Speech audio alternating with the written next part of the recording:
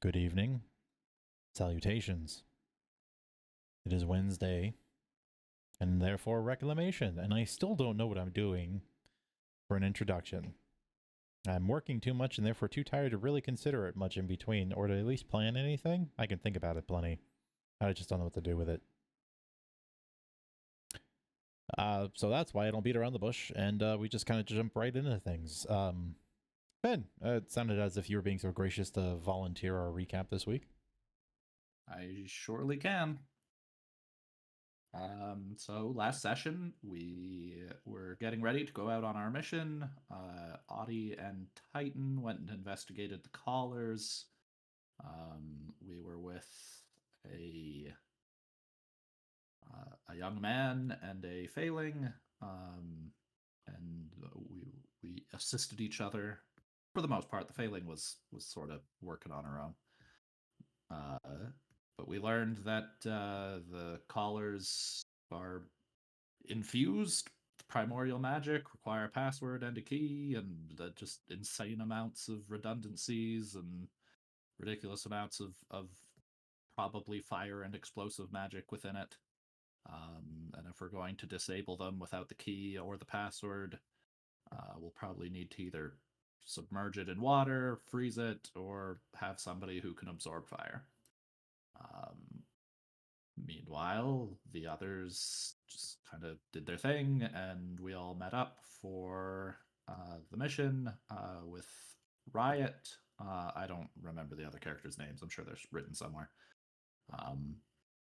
And it was proposed that we should probably get somebody from the Chapter of Fire because we learned that they all have deals, interactions with a primordial, a fire primordial. And so Lilith and Corona, and I think Roz all went to talk to the Chapter of Fire. We were able to hire them, or one of them, and named Infern. He was a Dragoneye, I believe. Mm-hmm. Dragoneye. Mm-hmm. And yeah, and then we were able to set out to the mountains, the Titanhorn Mountains, and it was cold and terrible for most of the group, but we eventually arrived at the pass that we are planning to ambush the enemies at. We saw a Yeti on the way, but it seemed uninterested in us, but it's certainly worth noting. And yeah, that's all I can remember. Does anybody have anything to add? Lilith and Titan threw up again. Oh yes, very important detail. Extremely. Titan and Lilith have not gotten any better at teleportation. I think the only thing I was going to add was that the other person that joined us with the collar investigation was Evening Glow, which was a gnome with White Cross Company, Yep. who's also on this mission. Correct. Yeah. I suppose for the sake of it, the quick recap of the group that Sergeant Riot is leading is composed of Corporal Snowbird, Private Evening Glow, Private Gloom, and Private Zephyr. There you go. And I mean, yeah. Titan made some inferences to Evening Glow that they keep impressing him. Might give them a recommendation to Mythlake. Mm-hmm. That was the thing. War.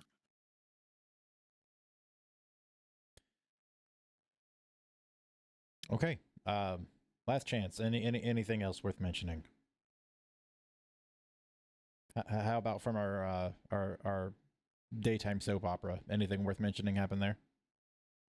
Not really. A lot of banter between Lilith and Roz. They fell in the snow once. That's about it. Mm-hmm. There was outfit discussion. There was. Very aesthetic. I'm just going to say, assume that maybe somebody at least heard you guys talking. Definitely. Yeah. Of course. Mm-hmm. It'll be a problem later. Fair enough. Okay. If that is all, we can begin. And last we left off, as Ben so eloquently recapped for us, you all have spent the better part of the day trekking through the Titan's Horn mountain range to get into position along the Merchants Path Highway to ambush the prison transport, where it is believed several prisoners of war are being moved from a previous camp that the mercenaries have discovered to another location of unknown origin. You've gotten here a little bit in advance as an opportunity to set up an ambush. Which is to say, the trek, again, cold, uncomfortable for some, arduous for others, for the most part didn't really deter or detract anything from the group as a whole. Alongside OTF 5, the White Cross Company unit you're traveling with, it was quiet and uneventful. And you managed to, you ended standing over a rise with a goat's path winding down that led you to the overlook of the stretch of highway where it has been determined that you will ambush the transport at. For the sake of it, I'm just going to move you all to the map. You probably won't see anything because it's nighttime currently, but you're going to be here. And I will even dare, for the time being, just drag you out there. Just so we have everybody here. Not that you'll be able to see anything. That being said, it got pretty late into the night. So late into the night, we're going to keep moving a little. We're going to stop it right before sunrise. Because it was a none too short trek. A little earlier than that. The whole time would have taken you to about 2 a.m. to get to the position where you were just currently overlooking everything. And that is where you all have the first opportunities to take into consideration what it is you're going to do. For the sake of considering the map, I will illuminate it for now, but I will reactivate its settings later accordingly for the actual scenario. I don't think that did anything. Can anybody see anything? Barely. It's pretty Oh dark. yeah, like it's dark. It's dark. I can.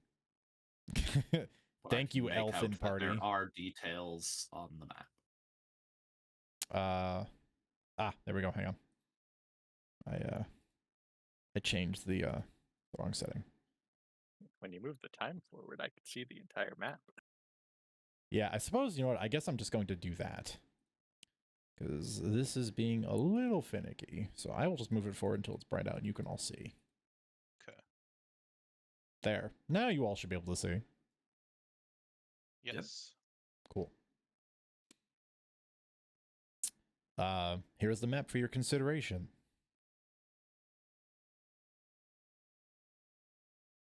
I assume that these are the avalanche preventing things? Yeah. I'll probably refer to them as struts.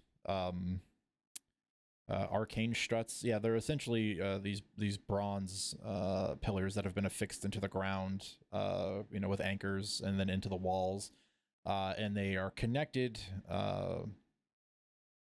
via a twisted braided metal that has magic coursing through it. And the explanation that was given to you is that it creates a net weave over sections of the mountain that in case of earthquake or avalanche, the net will essentially catch everything inside of it and prevent it from blocking the highway. It doesn't prevent us from being able to climb over onto the parts. Okay.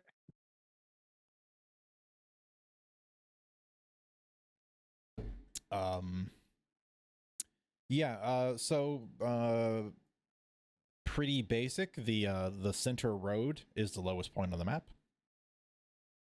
And then for each subsequent level outside of it, it rises by 10 feet here, and then another 10 up here. All these rocks dotted around the map provide cover, of which if one were to be behind one and hide, you could be completely out of sight, according to direction and where enemies might be located.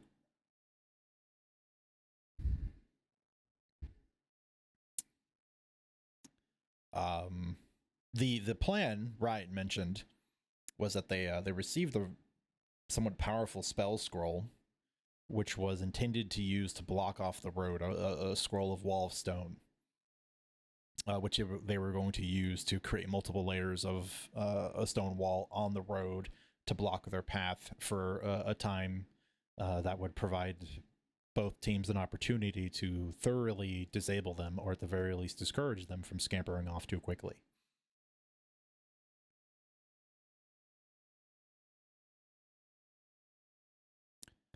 Are there any questions, I suppose?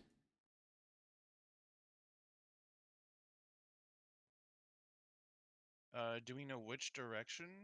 From the south. They're coming from? They're coming from the south, from the southwest, moving to the northeast. Gotcha. Off of the path, the rocks along the sides, is that difficult terrain? No. Okay. Well, so hang on. So you mean off the road? Yes, off so the road. Yeah, so this all the space over yonder. Yeah. Yeah. So The map hasn't loaded yet, so I can't point. But oh, fair. Yeah. So immediately off the road, it is.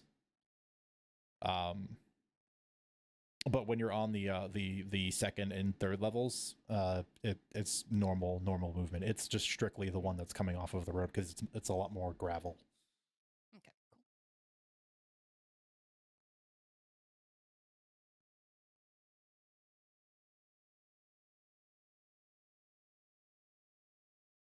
cool. Does the White Cross have a particular point that they intend on using the wall? For the sake of keeping things simple, they were going to block off essentially this side of the map. Okay. That way, once within view, it would provide everybody an opportunity to act appropriately according to the situation. Because the one thing that is unknown is how the prisoners are being transported. Because the gnomes have been producing a lot of different types of machinery as of late, automatons as of late. The only thing they know is that they overheard that they were going to be transported via ground, not via air. So that at least rules out one of the previously known automaton versions that could be considered for this particular type of mission, which is probably for the best.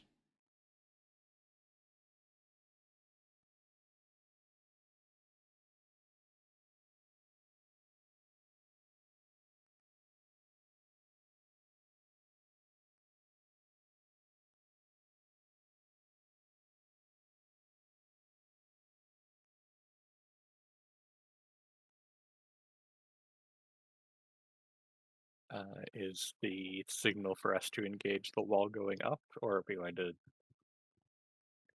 start attacking before then? That's basically part of the planning that Riot wanted to do prior to. They came up with the beginning of the plan, the ambush location, the way to stop the transport for a time period. The reason why there wasn't a more concrete plan decided at that point was because, again, of unknown circumstances of the transportation.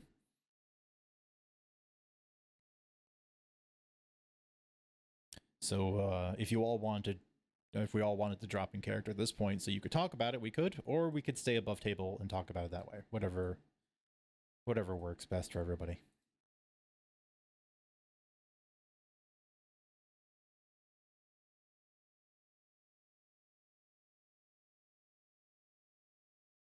I'm fine with either. Yep, same here. I can do either or.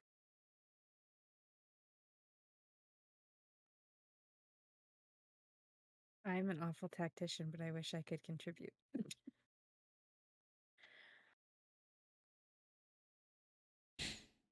Well, then we'll keep things simple and just keep it above table then. That way things can be left clear and understood.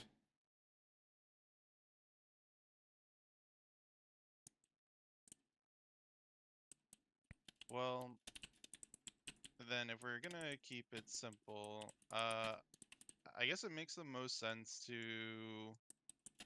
initiate the ambush as soon as the wall comes up, just to not give him room to breathe. Well, I guess one thing as well to kind of bring up, as far as we know, someone has this remote. Do we know that it's? Do we think that it's somebody that's traveling with them?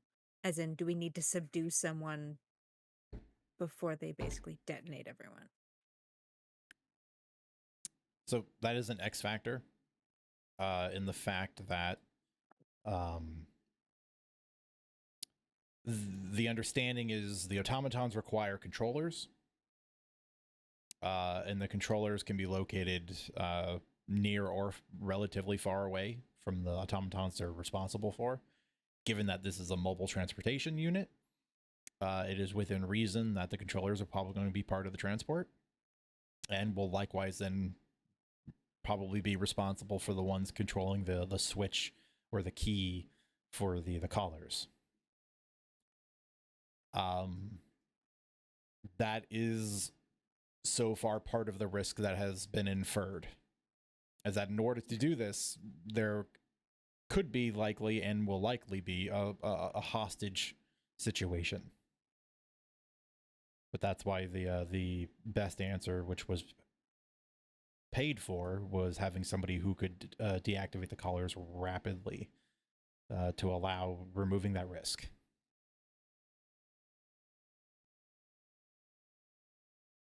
And Infern can do that from range? Infern will have to be within a certain range of the collars in order to deactivate them. Okay. And only one by one, I assume? It wasn't really talked about at length, but again, since we're above table, Infern can do it in a group. Oh, okay. He can deactivate everything within a 20-foot radius circle around him. So at risk to himself, he can get in very close and hypothetically disarm most, if not a lot, of the collars in one go. Okay. It's looking like the ideal scenario is we take care of the immediate threats and expose the prisoners. Ideally, bunch them up, and then Infern can do his thing while we take care of the threat.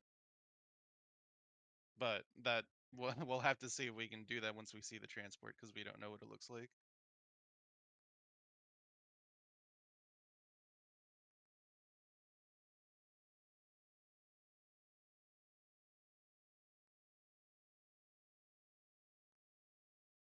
How much time do we have until it's expected to arrive?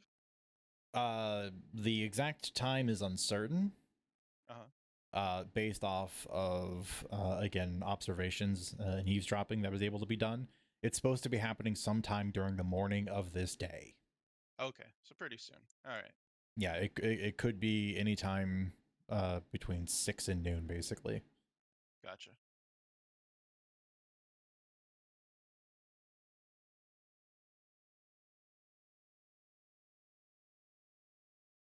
So, like I said, if you have questions, ask. Otherwise, this is the opportunity to pick positions, decide on any setup you want to do. Feel free to move yourself freely.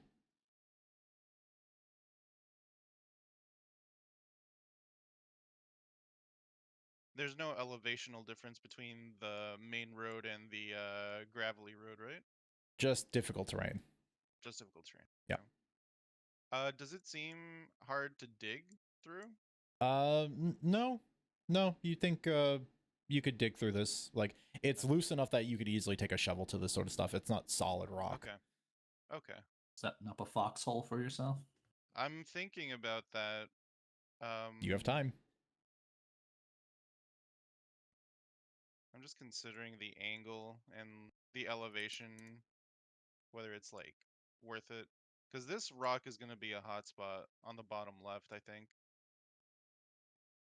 Like, that's going to be for anyone that needs to get in there immediately, feels like. It's the most likely closer position for most melee. Yeah. So to save a slot, so to speak, a foxhole might not be a bad idea. Actually, much to the point.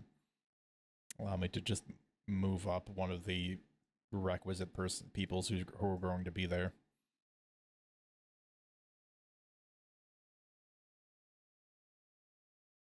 I did buy a shovel literally right before coming here, so you did. I remember the shopping stop.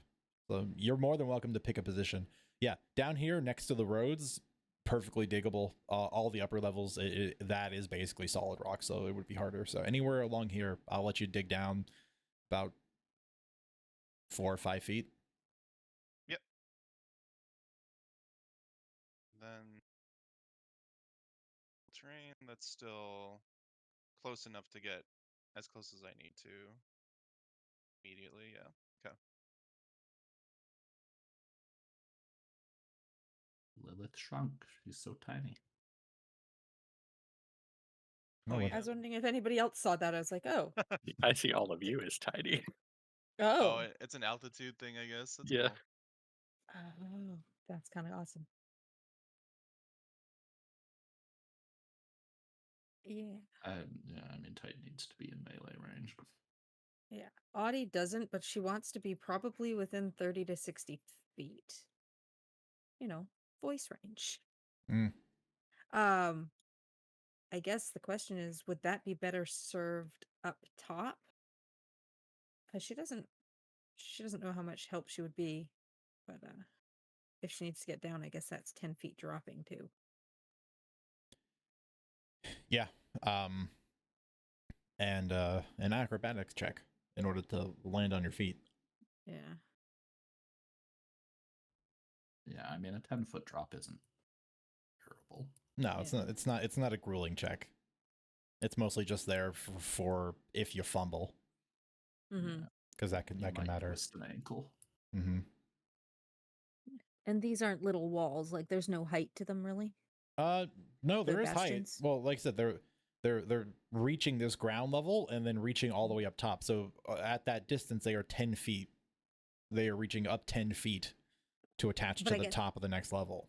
But can you hide behind They them? are Like, not solid. They are not solid walls. No. Okay.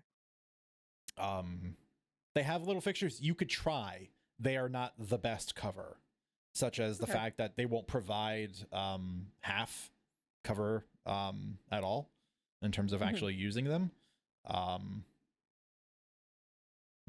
I just don't want to be standing direction, there. angle, obscurement, you could try to hide. It's just not the best hiding space. I'll probably kind of tuck in then.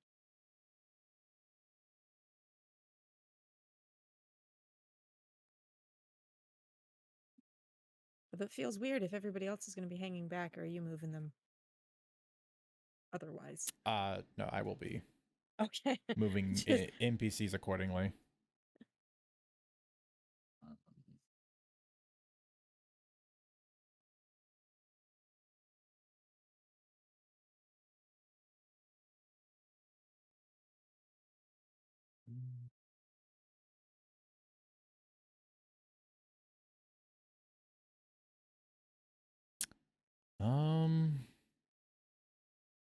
Infern wants to be somewhere in a similar range to Audi, about 60 feet, but there's really no good places of cover to do that with.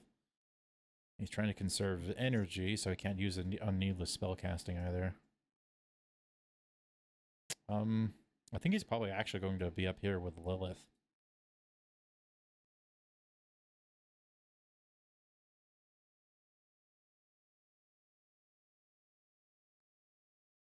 Since it sounded like the plan was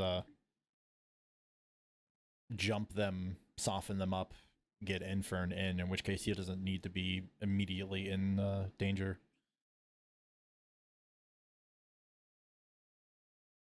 Sam, have you had any luck getting in?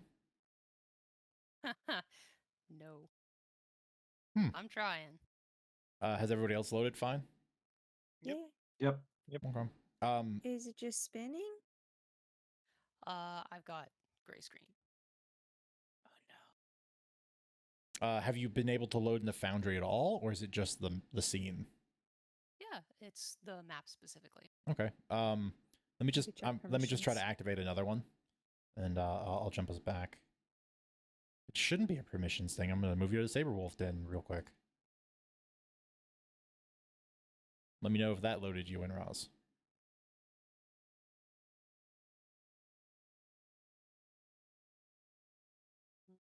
Nothing yet, but it usually goes slow anyway. I'm sorry, this is a problem every time, by the way, stream. Me and my ability to connect to Foundry. Ooh. Sounds like I need to figure out external hosting.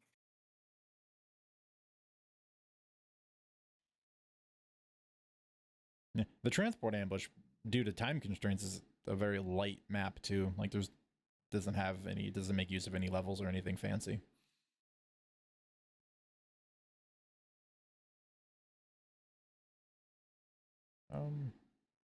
Gonna go back to the loading page. The loading page is also just a single flat image. Let me know if you can get there. Even the loading page usually takes me like 5 minutes. Then I feel incentivized to stay on the ambush map. It'll hopefully get you there eventually. But in the meantime, I can say that Roz is probably going to try to stay with the White Cross and bulk up their line a little bit. It's kind of where she belongs anyway. Unfortunately, ahead White of- Cross is all over the place. So you want him to be with melee White Cross or with the range White Cross? Melee, because Roz is, Roz melee. Probably going behind the rock with me. Yep.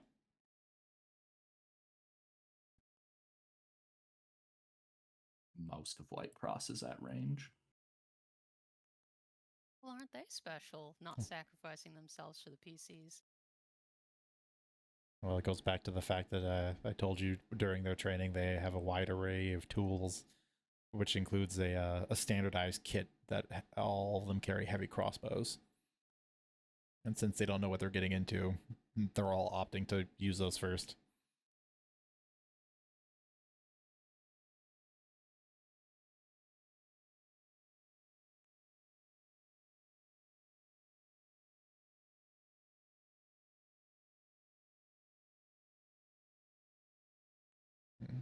Just drawing Corona a little box for her to sit in.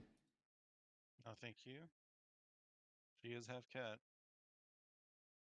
Oh, I missed that one. I didn't see that in the bio.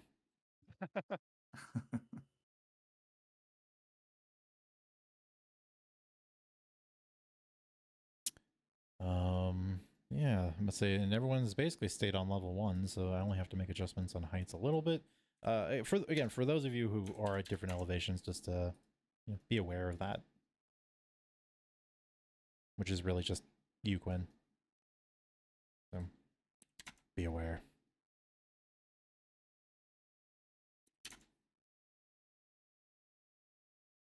Sorry, I missed that. I was Googling Foundry issues to see if I could help. That's fair. I was just saying, be aware of your height. I've added your elevation, which can be edited on your token if you right click it. Yep.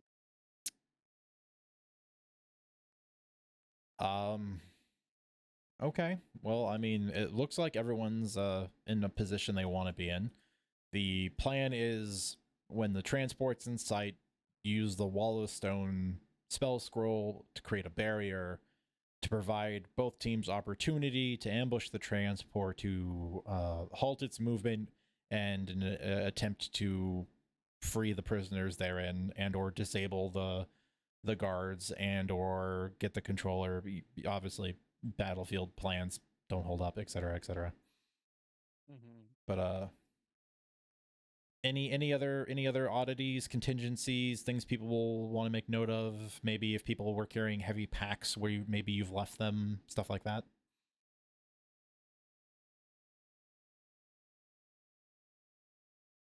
Hmm. Good question. I mean, you're more than welcome to fight with a 60-pound backpack. I won't stop you. It's good conditioning.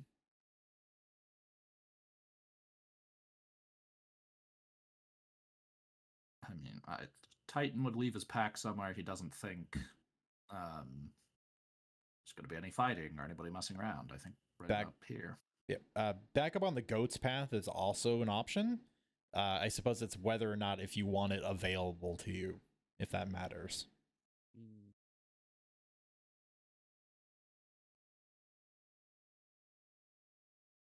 I guess for Corona, I might as well ask: would she have space to stand, slash hide, and like kind of, leave her backpack in a corner in the foxhole, or is that too much? You dug it. You could have made that happen. Okay. I guess it's a matter of how inconspicuous she wants it to look for, and contend that versus like the space. But yeah, if she's able to, that'd probably be the most convenient. Yeah, you can do that. Okay.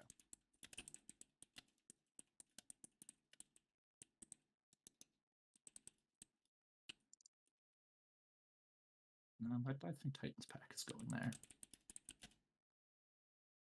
He needs medical supplies and stuff for the captives. He'll want it at least somewhere nearby. That is important. I mean, Titan's plan is to try and get them to drive captives towards where Infern is. So he's hoping captives end up in that sort of area anyways.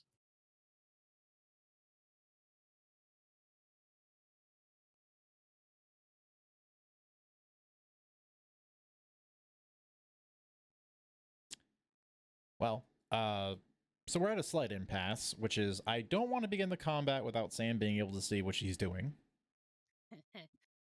That's completely fair.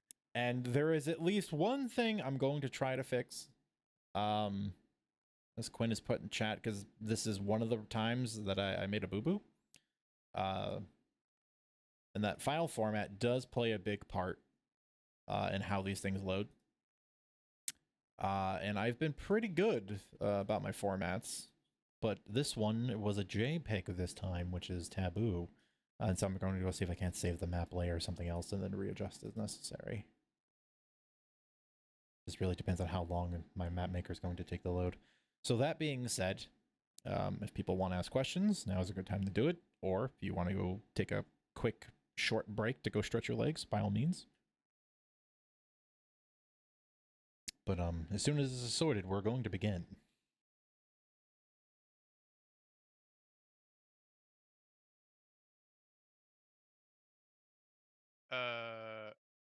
I guess as far as questions go, do we know what our NPC friends are planning to do to help? Like what their repertoire is? Yeah, what are they all good at? So White Cross, first and foremost, is renowned as a group of well-trained soldiers. They function well as a unit and acting as a unit. As I explained earlier, they have a standardized kit, most of them, in that they are proficient in close-range combat with short-bladed weapons and shields. They all carry heavy crossbows, so they can likewise provide support from a distance. However, of highlights, Riot is an extremely sturdy melee fighter. So much so you might say she's a bit aggressive, a little angry, and sometimes a bit reckless. Wink, wink, hint, hint.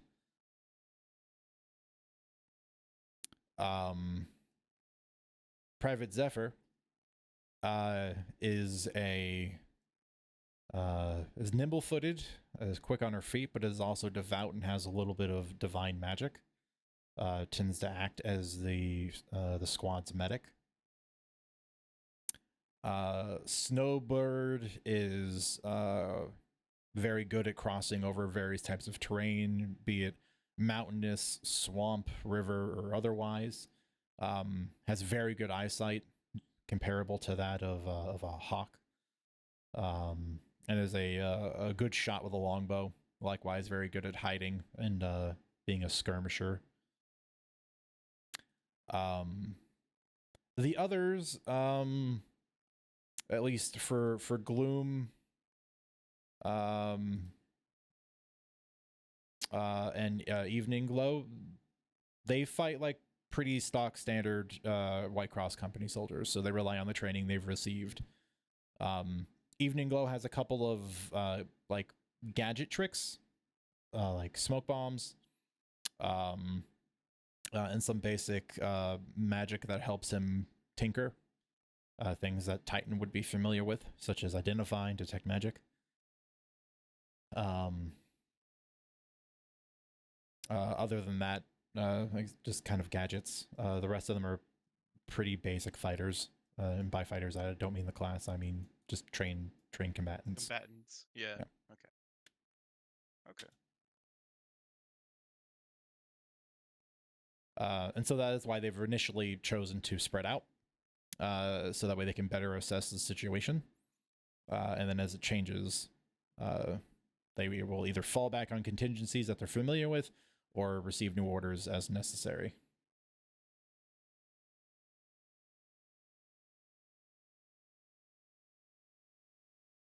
Okay.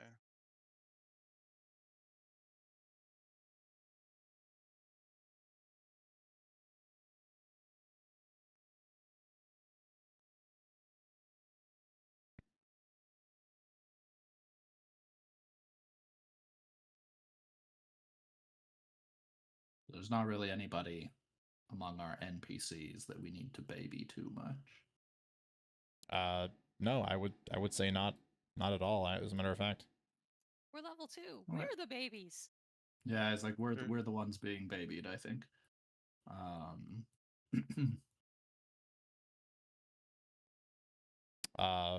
Yeah, and I suppose I didn't talk greatly about Infern. But Infern is a primal spellcaster. He has a contract with a fire spirit.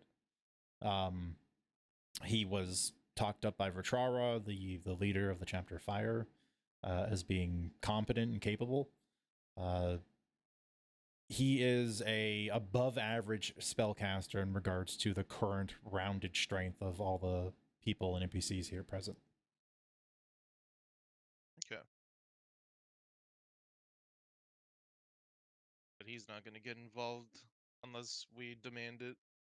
Besides the necklaces, Yeah. anyway. Yeah, besides the job he was assigned to do, correct. Yep.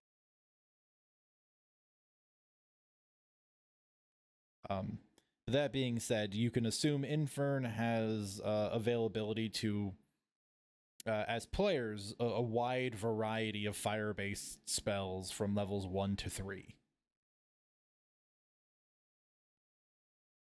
Okay, pretty good.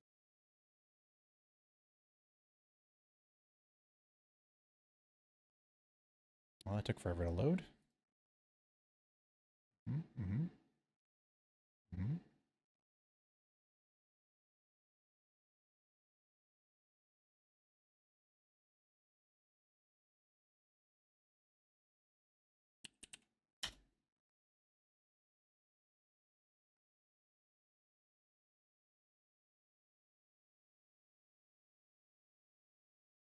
I'm gonna come in there and ruin that, Sam.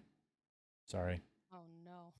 I'm changing the the background layer, which is just the map, basically.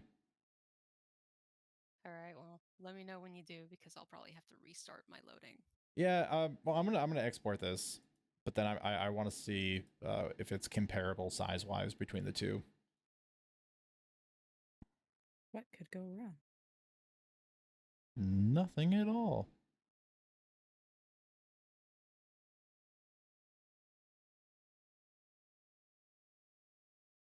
Does Melody have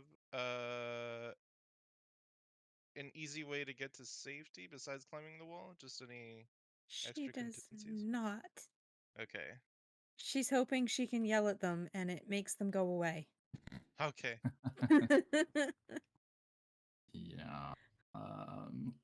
I can reposition if that's the case. It was because I wanted to be within the kind of the 30 to 60 feet space.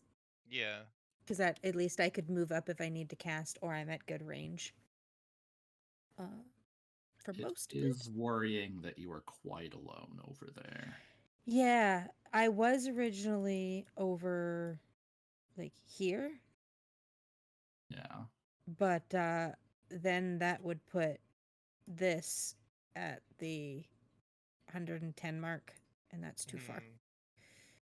Without being right out in the open. I could climb up a level and technically cast from 10 feet in the air. But then if I need to move forward, I have to climb down. Is kind of Yeah. my thought. So I could also jump behind the rock and just not leave. But if somebody casts anything at that rock, we're pretty happy and grouped up. I mean, it might be strategically, it might be better for you to be up the level. Just because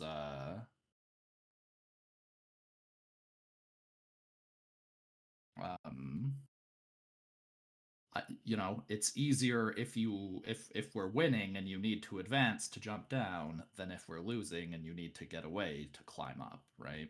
Yeah. Yeah.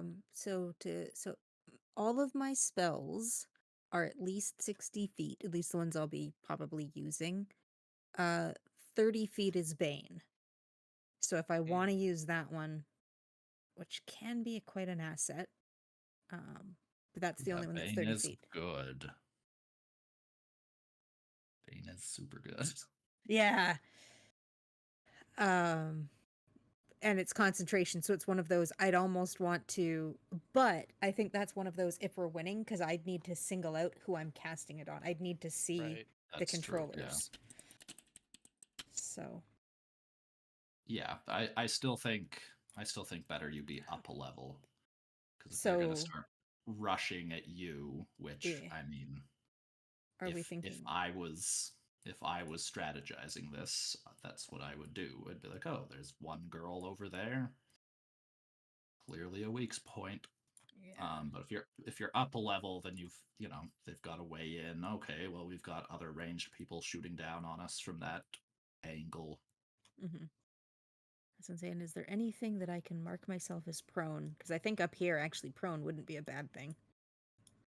Yeah, it would be hard to spot you if you went prone, and very hard to hit you if you went prone. To be honest.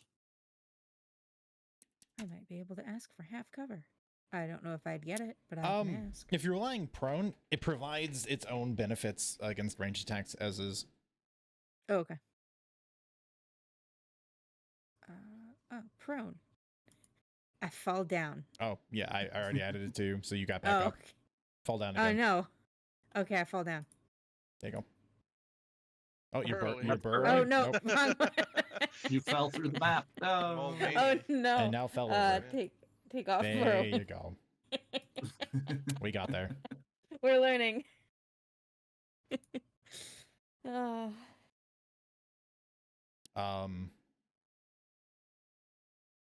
Oh, that's really All the rocks strange. disappeared. Yeah, Or at least our rock disappeared. yeah, that specific rock disappeared. That's very strange.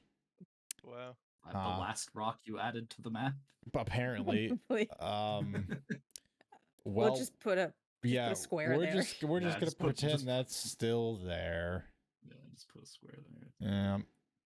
Wow, what a that's a weird thing to happen. I'm just gonna. Aha, a rock. Perfect. Nice. Yeah, but Very it nice. clearly blends in perfectly. Yeah. It's a very pretty rock, actually.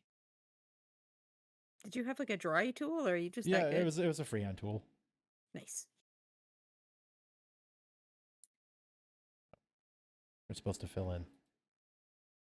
Okay, wait. I'm actually loading pretty quickly this time. We'll see. We'll see. Last time it was the drag ruler module that got me. I believe.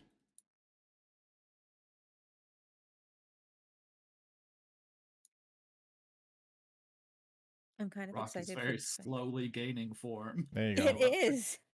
It's like I mean- Loading in the textures.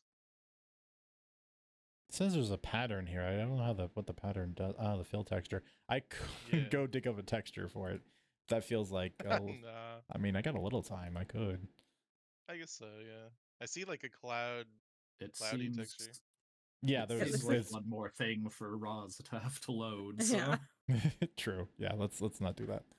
Because yeah, that's what crashes the map. I did reduce the map size pretty dramatically. So the difference between format sizes wasn't much of a difference. I do know that WebM is better at being handled in this sort of process, but I also then lowered the quality of the map a tiny bit, and it reduced it from 26 megabytes to 6 megabytes. Oh, So wow. That should go hopefully faster. that does something. Visually, it's unnoticeable to me. Yeah, so. it's like visually Yeah. aside from our rock disappearing. it looks Yeah, pretty aside much from the rock. same, The so. 20 megabyte rock, yeah. Yeah. Yeah, I guess that is the difference here. That's what's missing, and suddenly it's so much more slim. Very high fidelity rock. Mm-hmm. Yeah, I mean, like I said, that was also one of the things I normally do that I now, upon doing the original export there a second ago, realized I didn't. I usually drop the quality of the maps because we don't need them at full resolution usually. And even if you're scrolling now, you would go, oh, it's not at full res. That's crazy. Mhm. Sometimes with the bigger or more complex ones, I tend to do like 60, 65. This one's 85, and it did a lot. But I'll lower it more if I have to. If we reach 10 o'clock and I haven't loaded in, I would beg that we proceed with me just using the stream to look. That's fair. I would screen share if I could, but Discord has a thing about showing Foundry. Would streaming disrupt my like icon on the stream at all? So I could just stream my window to. Oh, actually, yeah, it might just work because I'm running it through the app, but if you're running it through the browser, it'll probably be fine. So yeah, turn it on and see what it does. Because if that's the case, then we can just use that in the interim. I can see the map. I mean, it's itty bitty. Yeah. You'd probably have to zoom in a bit. Yeah. I mean, that looks Oh. fine to me. It's not that the map is itty bitty, it's that we're itty bitty. I just remembered the elevation thing. Yeah, the elevation thing. I was like, man, we're so tiny on your screen. Far away. So, I mean, that seems to be a temporary solution. To be honest, I would accept it for now while we try to figure this out because I've already taken up 30 minutes just trying to get it to load. Mhm. And that feels bad. Let's fight. Fine, jeez. We are rushing towards our death. Come on. Well, let me hit that button. Nope, I hit the wrong button. Hang on. I have to go hit that button. Oh, Can't believe you get to see my shame that I'm almost 600 episodes into One Piece. I refuse to close the tab. I will forget what episode I'm on. It's been for months. That's frankly impressive. One of the most popular anime of all time. I don't think anybody thinks it's a shame. Mm. All right, CJ thinks it's a That's- shoe. Dyer's judging you pretty harshly. Ah, Dyer a just little bit. let out the I don't. of I don't of see its judgment. I don't see its appeal. I can't stand the main character. It's very hard to watch. That's fair enough. I mean, if it's the same module that seems to be giving an issue, maybe, because I don't think we necessarily need drag ruler. I mean, I can turn it off. It's very weird that it'd be a single module affecting one person. I would agree, but every time that I've had a problem, it's been drag ruler erroring. Oh, I I've mean, seen yeah. If you issues with that module before. if you're continually having a problem, I will be more than happy to get rid of it.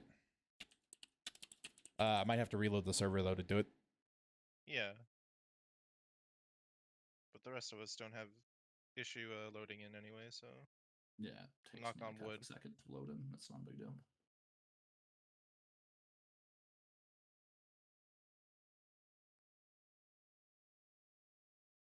Sure. Let me go to manage my modules oh great. and go to drag ruler, and I'm gonna turn it off.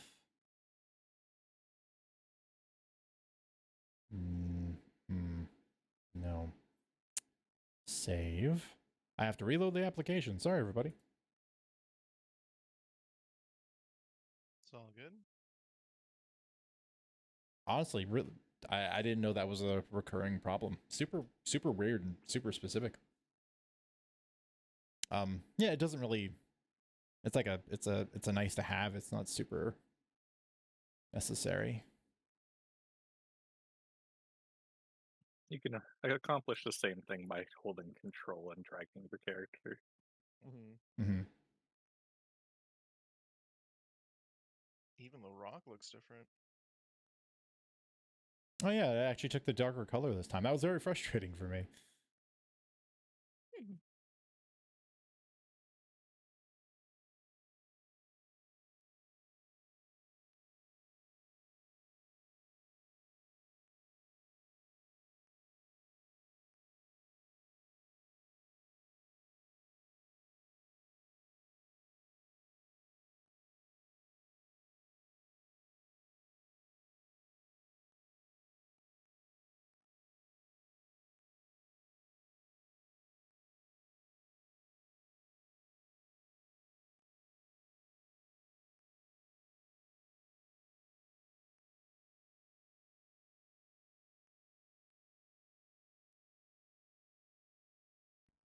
And now we give it a moment and see if it worked.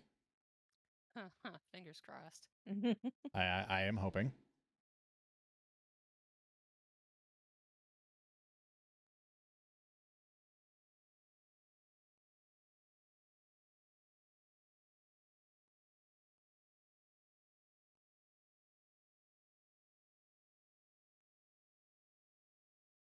All right, in the meantime, stream, place your bets. Roz dies immediately, completely invalidating my need to load this map. Jeez. Start a poll. Let's die immediately. Validating all of this work.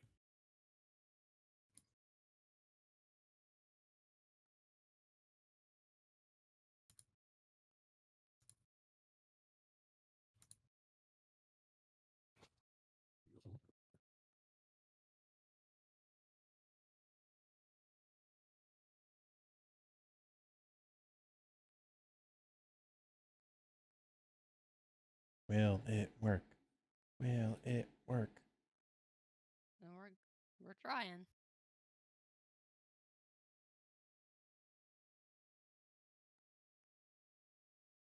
Oh, I Well, see you in the player list now. fingers crossed.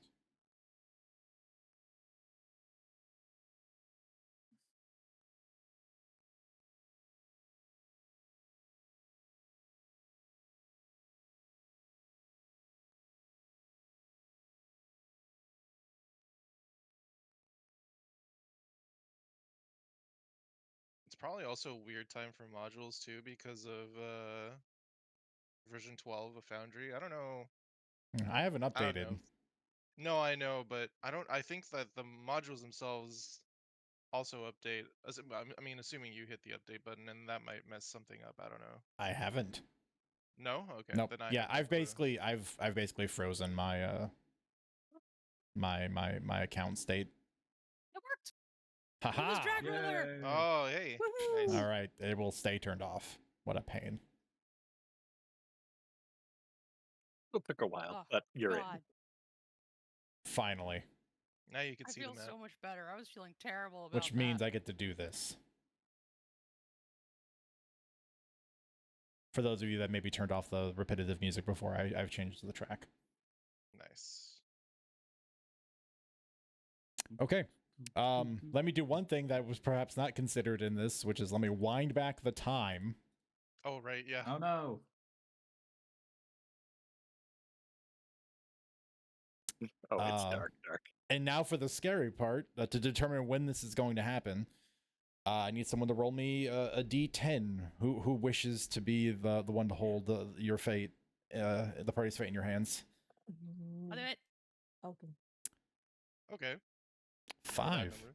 No, that's actually pretty good. Okay. Oh, thank God. I can see the things I'm shooting. Yeah, we're not gonna have to do the signal flare plan. Okay. Well, at 7 a.m., as you all quietly sit and wait and stretch and wait and keep warm, you eventually see wisps of smoke that don't belong to the mountain pass, and you hear the crunching, grinding sounds of something mechanical rolling on the road further and further. And eventually, in the new daylight, you see the first gleaming edges of the plated armor of this large, boxy shaped mechanical contraption of gnomish make. It is approximately 12 feet tall from where it reaches the ground up to the top of the first part of the box, and on top of it rests a donut-shaped attachment that has, along with it, a flat surface with 4. The technology is now common enough in the setting. Most people have an idea that these are 4 cannons attached to it. And you can see inside, on top of that, a dome, a glass dome, where there are 3 silhouettes of figures operating the machine. And they are quietly just trucking along. There we go.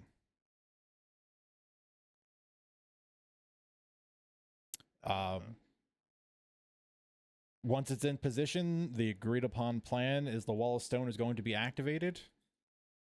That is sort of an automatic effect at the top of the initiative. And for funsies, because I wanted to include it, there is now a wall blocking the road.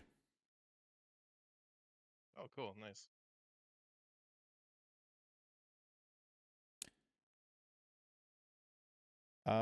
Do we have someone who hasn't rolled initiative yet? That would be you, Roswin. Thank you. There we go. Okay. And we can officially begin combat. First up is Private Zephyr, but given their position and it's still the uncertainty, is going to wait. Melody. Oh, actually, Melody, before you do anything, roll me a stealth check. Sure. You've had a chance to sit there and get comfortable. Yep. I would even say take advantage on it, because you've been there for a while.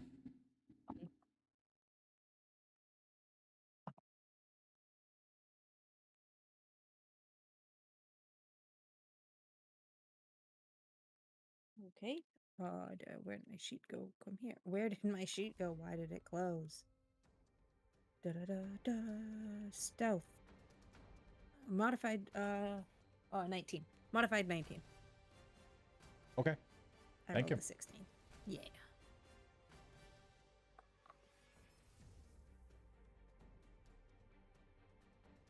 As for action, are we waiting for it to crawl up a bit? Like the wall hasn't launched yet. The wall has launched. Oh, The it is road not is on the road is blocked. blocked behind it. It's all the way to the northeast. Oh, up there. Yep. I see. I see. I think I kind of want them a bit closer.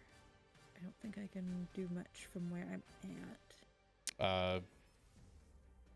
Yeah, I don't think you could hold a spell where something might be in range for you. As always, I would suggest the Yeah, good we're old reliable dodging. dodge action. Yep. Yep. When in Yeah, doubt, we're gonna dodge. Because the spell that I want, I need a good reliable 90 feet at least. Okay. We're just gonna dodge and watch. Okay.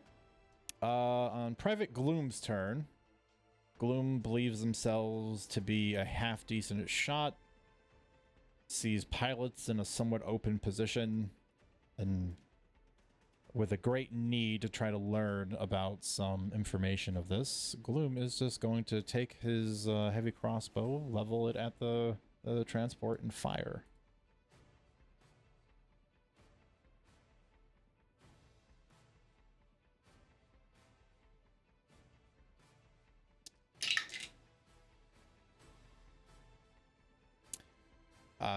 Gloom steps out from behind the rock, crouches, uses the brace, the heavy crossbow, and fires off a bolt. It whistles through the air and just plinks off the top of the dome. It looks like it left a bit of a chip, but did not deal any damage. Gloom will quickly retreat. Gloom is being a pain. He's not going to move. Measuring. I am measuring. Thank you. Still measuring, huh? There we go.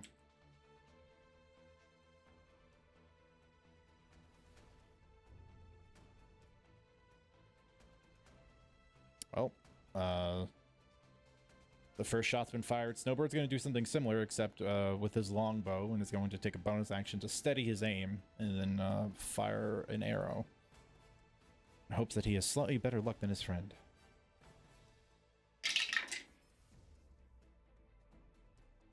Much better.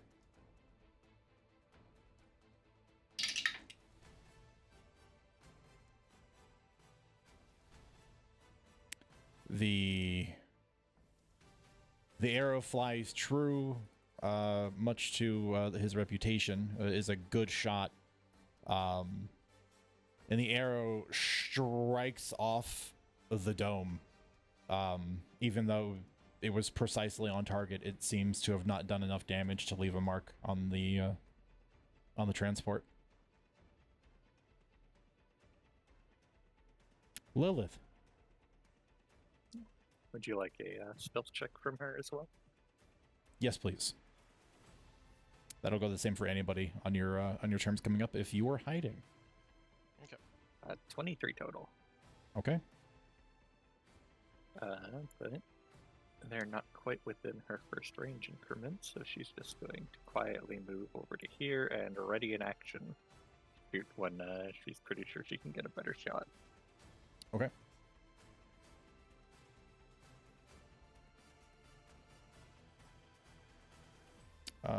That is still slightly too far for Riot's liking to engage. Riot is going to hunker down for this turn. Wait. Riot will look over her shoulder at the other two, Roz and Titan with you. Probably best for us to wait until it gets a little closer. Once it's within a short sprinting range, that's when we go.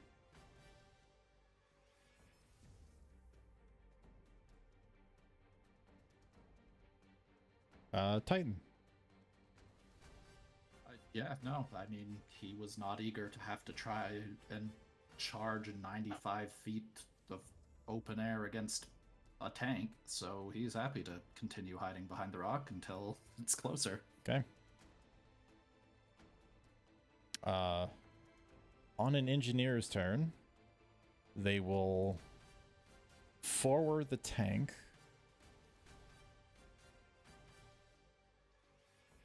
30 feet. Although, Quinn, what was the key to hold to get a ruler when you're moving a thing? Control. Control, thank you. It's stuck. Hang on. Okay, I'm gonna have to make do. Use space to execute it Yep. Thank if you. you're dragging a token. And it will move forward 30 feet. I'm going to take my ready to action. Go for it. What are you targeting? Can she see any like visibly exposed people that are driving the tank? As I said, there are 3 pilots at the top, but they are encased in a glass dome. So far, 2 range attacks have bounced off harmlessly. We'll try our luck with the dome, see if she can expose them. Sure.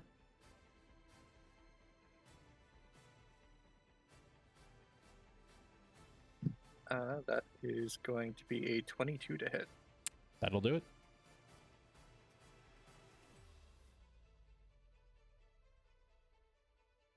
$15 points of damage. Okay.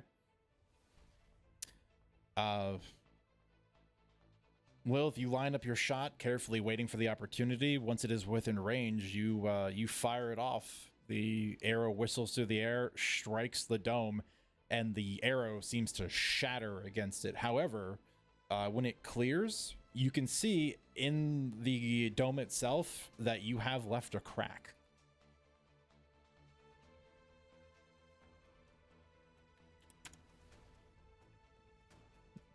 That is her ready to action. Okay. Roz.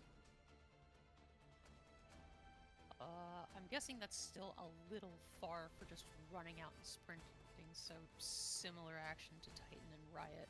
Yeah, 60 feet still. Yeah. Okay. Afterglow is going to sneak up.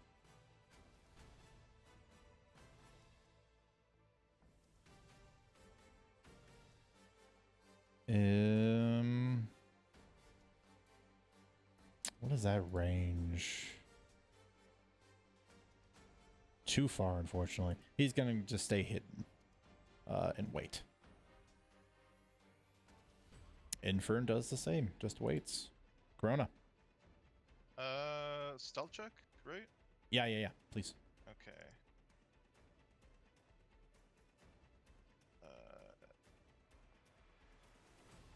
Nice. 22. Okay. Oh, that was good.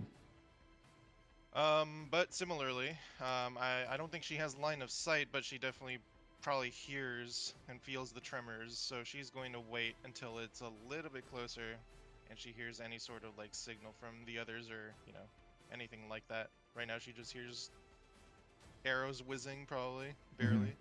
Okay. That's her turn.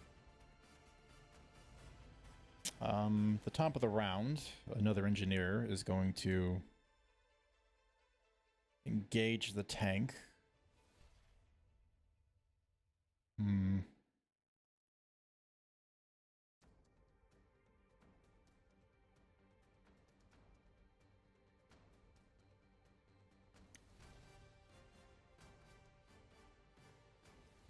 And move it a little further down the road.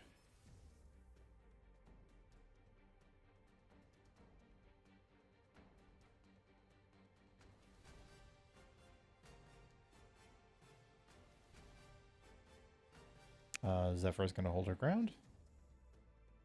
Melody. They're still just... Oh, no, they moved up. Right, top of the round. And I can see into it? You can see silhouettes. You can't see, like, explicit things. Like, you can tell there are clearly three gnomes operating the interior. But you can't make Okay. out features of them. Right, but there's still 3. Uh-huh. So we're gonna cast our first level spell. Our actual first spell slot. Let me just double check and read over it and make sure it doesn't have to be like within hearing distance or something. I want him to cast sleep. Oh. So spell sends creature to magical slumber. Hit points, yes. Creatures within 20-foot point you choose are affected in ascending order of their current hit points, ignoring unconscious creatures. Starting with the lowest hit points and etc. upwards and upwards. Okay. Allow me And to undead creatures and immune to being charmed. allow me to point something out. Okay. You can clearly see 3 gnome pilots that are you would consider combatants, given the current situation, right? Uh-huh. It's also filled with prisoners inside as well. Yes. Do you want to put I'm the not prisoners to putting it- sleep? I'm not putting it on top of it. Well, I'm putting it on top of it. I'm not putting it around it. The 20-foot point is basically 20 feet directly in front of like. So it's like 10 foot down and 10 foot up. I'm wasting half the spell radius, Gotcha. right? Sure. So as long as you know the depth, we're doing some weird math here, circle math. No, it's fine. Yeah. Yeah, so as long as you know the depth, she knows that she might catch some of the prisoners, but she's trying to focus as much of like that base of the ball on top of those guys. Roll your Whatever 5d8. that looks like when she's singing lullabies.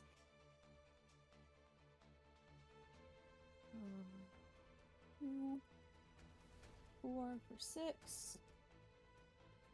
Just need 5. 7, Oh, you're adding. Gotcha. 13, 20. 20 in total. Okay.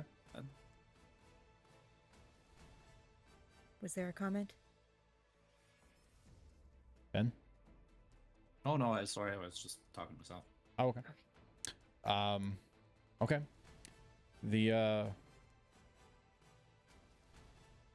The sleep spell fires off. It's Melody singing a lullaby and hoping, thinking, seeing really hard. Mm-hmm. Okay. Does it have a particular effect for Melody? How do you mean? Does it look like something specific for Melody? You know, she would just be singing a lullaby. Kind of, trying to catch it on the wind, I guess, because it's probably a little blustery, being that it's very cold out here. Right. And, yeah, so if she could picture it, it's almost like, picturing music notes on the wind sort of thing. They're floating through the air Mhm. and drifting with the snowflakes and hoping that they weave their way into this, like through the cannons or something. I don't know if there's cracks in it or something, you know. Mm-hmm. But yeah, undead creatures and creatures immune to being charmed aren't affected. But it's a gamble I was willing to take at 2nd level. Okay. You cast a spell. The snow is flurrying. It's quite cold. You're focused on the pilots in the machine itself. None of their physicality appears to change. Whatever that means to you. Okay.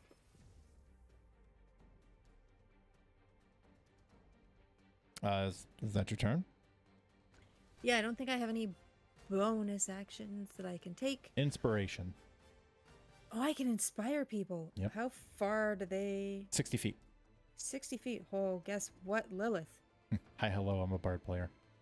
Yeah, you're gonna get inspired. Because I think I can look over my shoulder and see you, maybe? Yep, she's not hidden right now. I think Alright. she only needs to be able to hear you, actually. We're going to see if we can do this again. Features. Nope. Well, it's one of those, like I said, I don't think it's something you do. I think it's something Quinn has to go do. Because I don't know if you can cast it from your sheet, but Quinn could hypothetically go grab it from the convenient effects menu.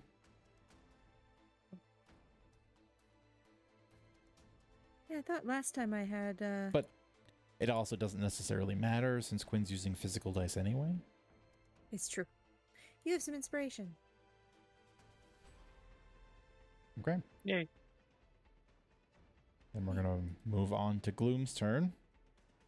No reason to not keep trying. Gloom's gonna fire another crossbow bolt.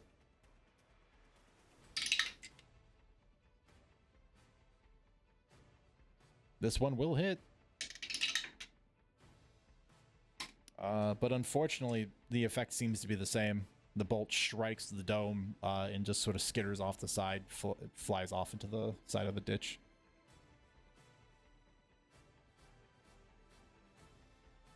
On the engineer's turn,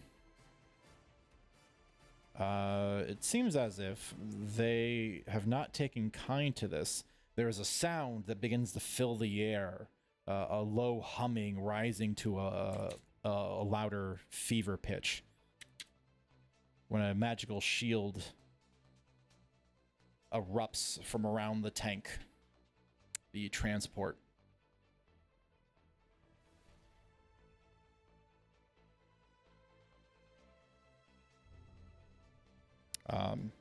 Seemingly in challenge, Snowbird's going to fire an arrow at it.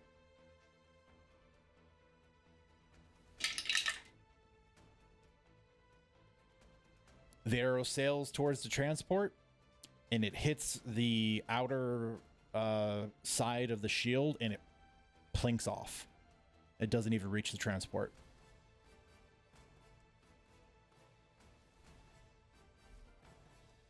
Lilith. Lilith is gonna duck back so she's out of sight. Use a bonus action to hide, which will be a 25 total stealth. Mm-hmm. Just gonna use the rest of her, or some more of her movement getting over to here, and then take another shot. Okay. A 19 to hit. A 19 will not hit. It's going to strike the shield and bounce off harmlessly. She'll move just a little bit more this way, and that'll be her turn. Okay. On this turn, Riot's going to heft her great axe, and is going to literally come out swinging. 10, 20,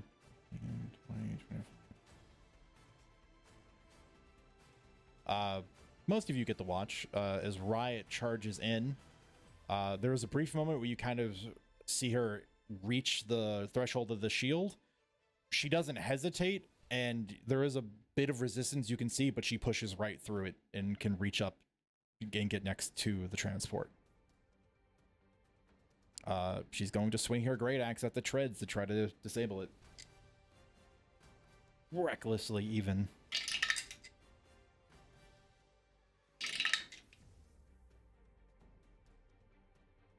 My dice are trying to give me a lot of ones tonight. I don't appreciate that.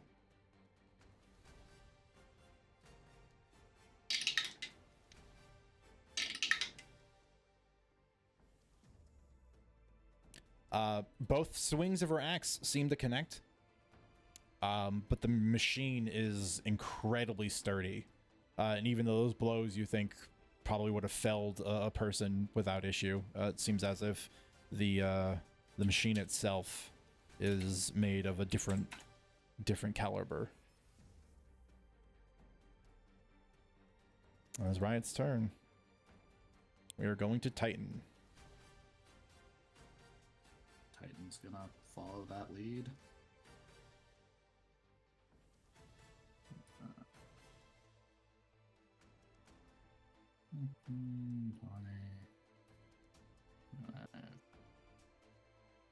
I mean, he's gonna try and get into the shield. You can. Is there? I can. Okay. Yeah. There's no Is there a check. Nope. You just feel a bit of resistance, but then you push through. Okay. Do I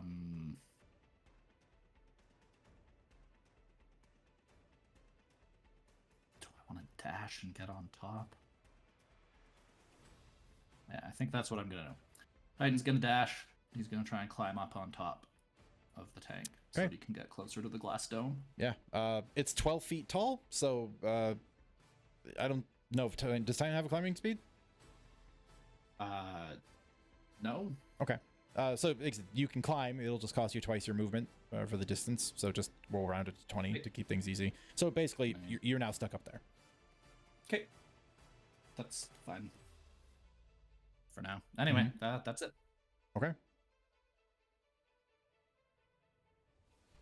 Wait, nope. Going back. Okay, that was weird. Okay, an engineer's turn.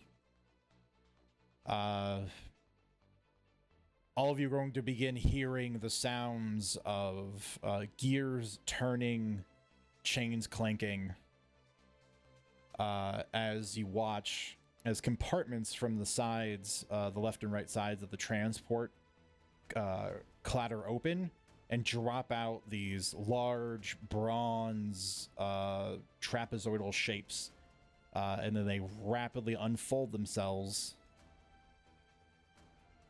into knights.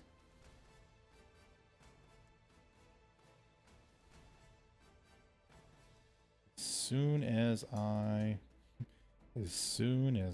reveal them.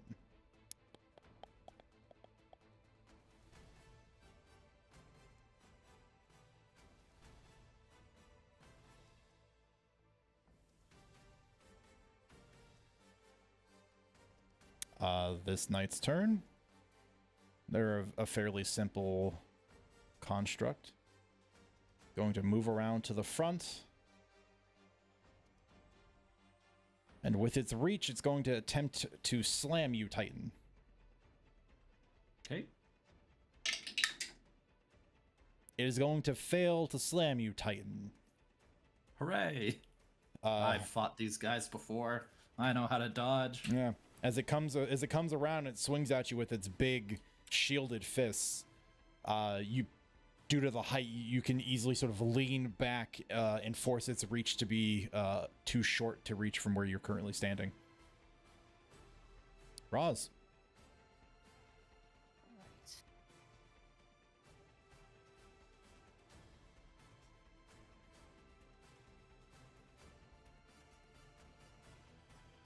I gotta learn without the ruler too. This is my fault. I've got one knight in range, so that's the one I'm going to attack. Go for it.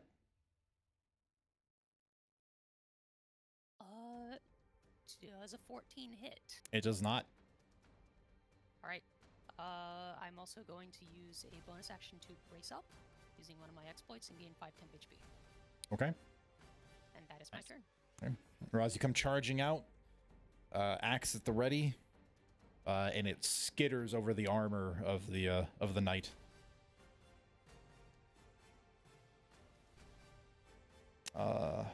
Afterglow is going, or Evening Glow. Oops. Now, considering what his original plan was, is going to move. Is going to get there. And is going to level his crossbow at this knight in hopes of hitting it.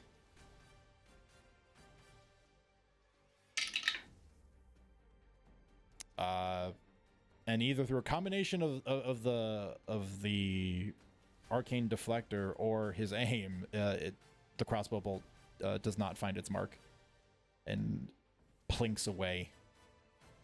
He swears in Gnomish. Infern. Infern's going to begin moving.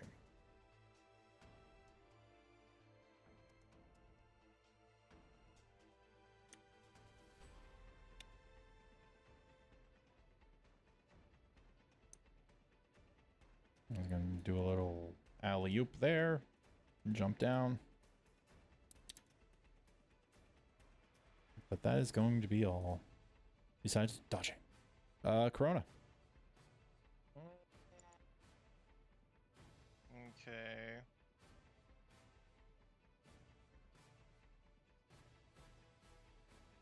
Just reading something on the sheet here. But I think at this point, she probably hears enough activity going on that she's going to peek her head and get out. So I guess would that cost any extra movement to do so, or Essentially an extra 5 because you're climbing up out of the hole. okay, 5 to start. And this is difficult terrain, right? Yep. This stuff. Okay. I guess 5, 10, 15, 20, 25. Then this would be 30, I suppose. So she's gonna climb that. Whoa. Oh, never mind. I see. I see a clone of myself there, but that's just to Yeah, indicate where the I ghost. was. Yeah. Yeah. Okay. Cool.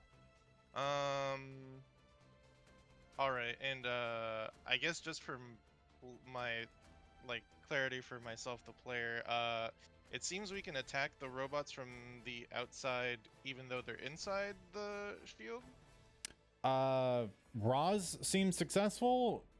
Range attacks so far have not. Oh, okay. But okay, the sampling I see. size so far is very small in both directions. I see. Okay.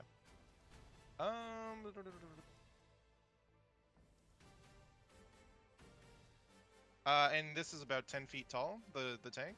Yeah, it's 12. 12 to be exact. 12 feet tall, okay. Yeah. Cool. Alright, perfect.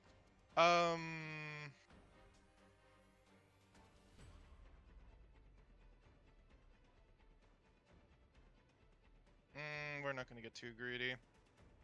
Actually, we're not gonna get greedy at all. I think Corona is going to basically hold, because the tank might keep moving. And she thinks it's too risky to throw bombs at it with people inside. So she will, for the moment, dodge as her Okay. action. That's her turn.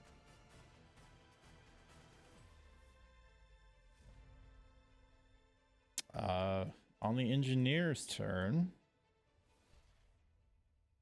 Well, now the party's officially started. Let's see, they have a bunch of ranged attackers.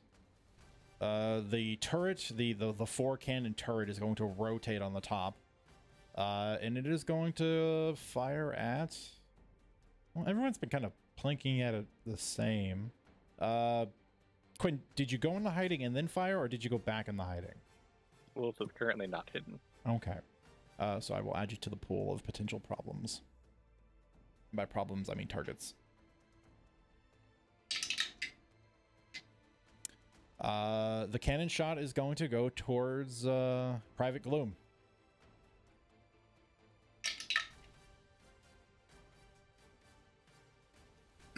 While you're rolling, how Yeah. fast do these guns move? Can I dodge relatively easily, or am I gonna have to? They move slow roll enough. to avoid being hit. No, Okay. no, they move slow enough. Okay. Although, man, you know, I'm only saying that because I didn't think about that as a mechanic, and that's a great idea. I really should do something with that next time. Next time, they'll make advancements. Yeah. They'll up the rotation speeds, the RPMs. The cannon fires a puff of light blue arcane smoke as a round crackling with lightning streaks out over all of you and strikes the area Private Gloom is, erupting in broken stone and gravel. There is a sound of discomfort from within the smoke. Gloom has been hit.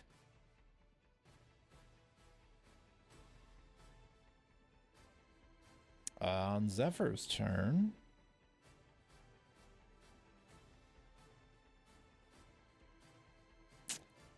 Zephyr's going to be out of range for a lot of stuff.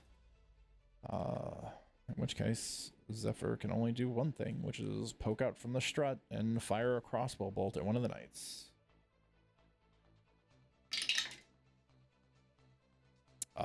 like so many before it, is going to fire towards its target, then bounce off of the deflector.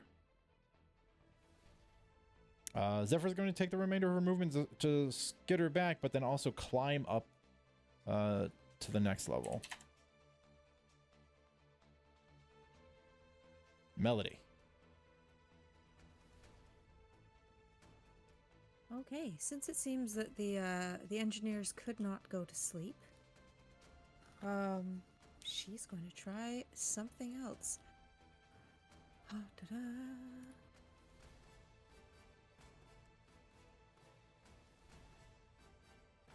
Right, it needs to be able to hear me to do that, and it definitely can't hear me from there.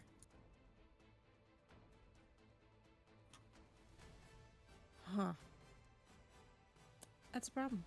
Hmm? She might have to climb down if she's going to be hopeful.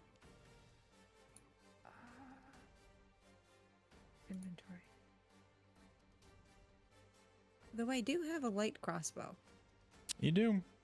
I might take that out and fire at this one that's closest to me. But what's its distance? 80. Oh, don't move me. Okay, yeah, it's within range. Yeah, we're going to fire a light crossbow. Go for it. And that's an attack roll. It is. Do-do-do-do.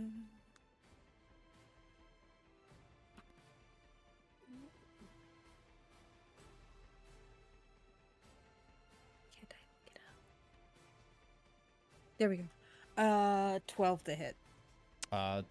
12 is not sufficient. Like so many before you, the bolt does not find purchase and bounces off the shield. Mm-hmm. Can I have more than one inspiration die up and running? Yeah. Okay, They cool. last for 10 minutes, and you can give out as many as you have available to you, which is currently 4, I believe. Yep. And so... They just can't go to the seeing- same person, I believe. Right. No. Seeing that Infern has dropped down, she's kind of going to call over. And how do I inspire an elemental bound? We don't know these people well enough. Mm-hmm. And just be, you know when to get in there, get them out, and crack some skulls if you want to. She kind of just smirks. Sure. He'll take his d6.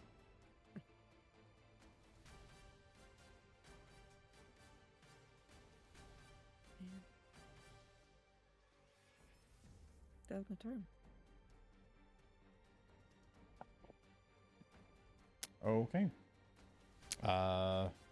This knight that was attacked by Roz is going to, surprise, surprise, turn and attack Roz. Oh, that's not my intention at all. I'm just going to keep it there. It's going to turn and swing a big fist at you, Roz.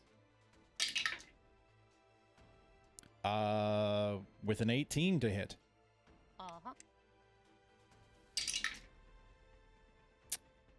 For a, just double check, because they so rarely hit, for a whopping 4 points of bludgeoning damage. Still got my temp HP. I'm fine. Mm-hmm. Bring it. That's its turn.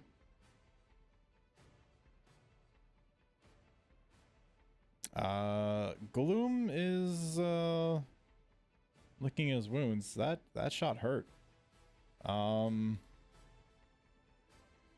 But Gloom is going to power forward all the same and get to here. And then take the action to dodge. On the engineer's turn, let's see. They are currently quite preoccupied.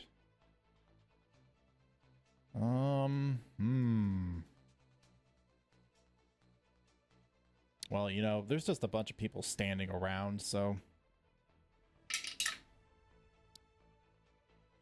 this shot's coming at you, Corona. Okay. She is dodging.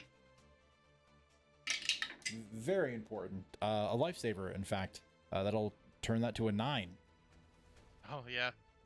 Yeah, the turret will rotate, target you very clearly, and it'll fire a crackling a round of lightning energy over your head, and it'll sort of skitter through all of the stone and gravel behind you, making it very shiny and pretty.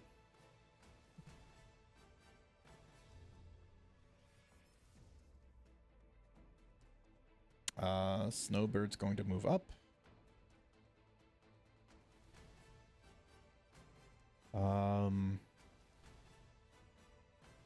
Not great. Snowbird might as well try to learn some information. So going to steady his aim and fire another arrow.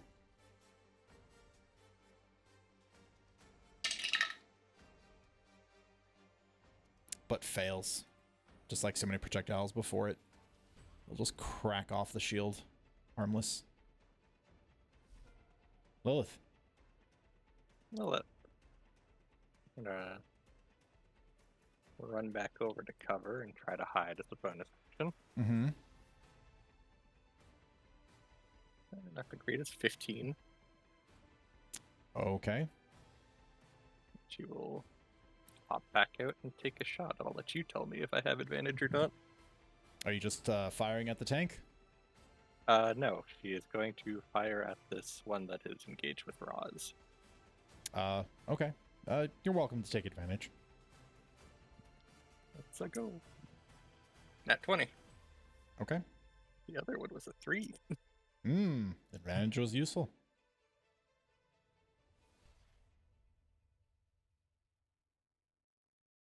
And they're just attacking with their fists, right? They're not They're not holding brandishing weapons or mechanical anything. weapons. Okay. Nope. Big fists covered in plates of bronze.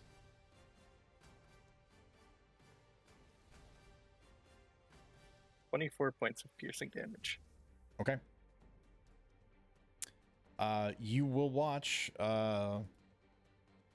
Lilith, as there is a point where you see the arrow come into point of contact with the deflector itself, and it looks like it almost halts, like it's going to bounce off the shield, and then it manages to pierce it. It looks like it reduced the damage towards the knight that you've hit, but you did manage to get through it.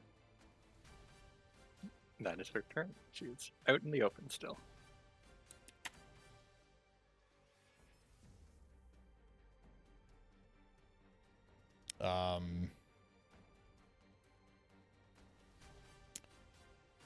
Riot is going to probably just batter this knight. No, the knights seem kind of inconsequential to the goal.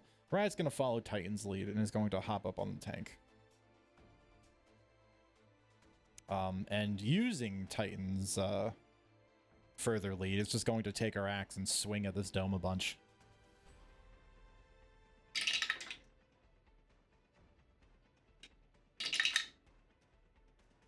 The first one's going to miss, but the second one, because of how reckless she's being, was a 19 and a 20. Ooh! I rolled max possible damage. Go, Riot, go. Yeah, so a whopping total of 29 points of slashing damage. Yeah, Riot hops up, finding good footholds, pulls herself up with one arm, holding onto the great axe in the other. Kind of hops over the cannon arm as it's swinging to take the shot at Corona. And then just hefts the great axe, swings down. The first blow bounces off of the barrier, and then just kind of reasserting herself, changes grips and swings completely overhead like she's chopping wood.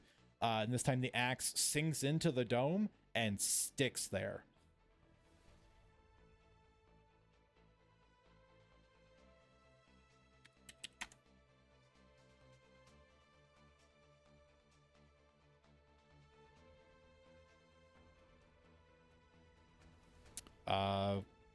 In reaction to that, this knight's going to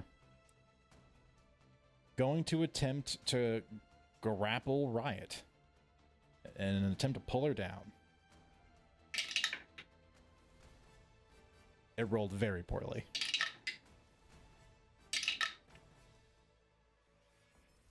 so did Riot, but fortunately, the flat numbers game in terms of who's going to be more brute forced here is going to be Riot. So Riot is going to succeed in avoiding being grappled. Basically, it reaches up with one of its big fists, and she lets go of her axe for a brief moment, turns around, and just puts a boot onto its hand and kicks it away. This one. Honestly, you melee guys are just a big old problem right now. I think they're going to continue trying to deal with you. This one's going to do a similar thing to try to grab Riot.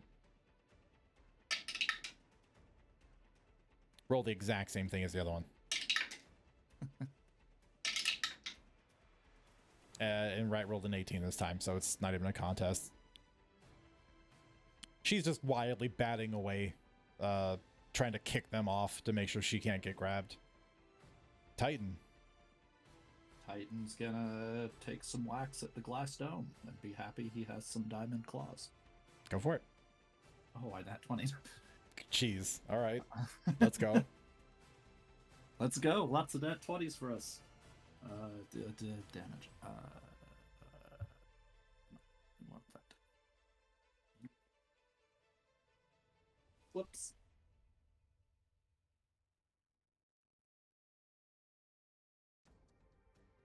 19 damage on that. Ooh, that's pretty good.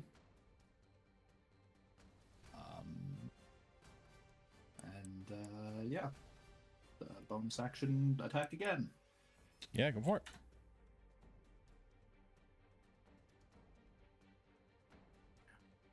At 23 to hit. Yeah, that'll hit. Hooray. 8 damage on that. Okay. Yeah, you swing wildly onto this this dome, claws extended. The first one, you rake lines into it, and you begin to see these stress cracks begin to form. The second attack does not seem as effective in leaving any kind of lasting damage on it, though. Okay. Okay, an engineer's turn. You're going to hear a similar amount of various things cranking and turning. Two tubed panels are going to open up on the sides. And you're going to hear a ka-thunk, ka-thunk, ka-thunk as each side spits out three buggers. Everyone's favorite party hug friends. Oh, those guys, yeah.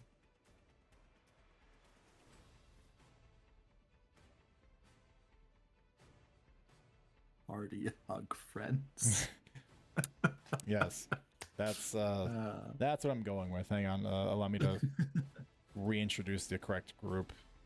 They did a weird, funny thing. Right now they're being exceptionally weird. Cool. We're gonna leave it at that. And they should all be appropriately in the initiative already.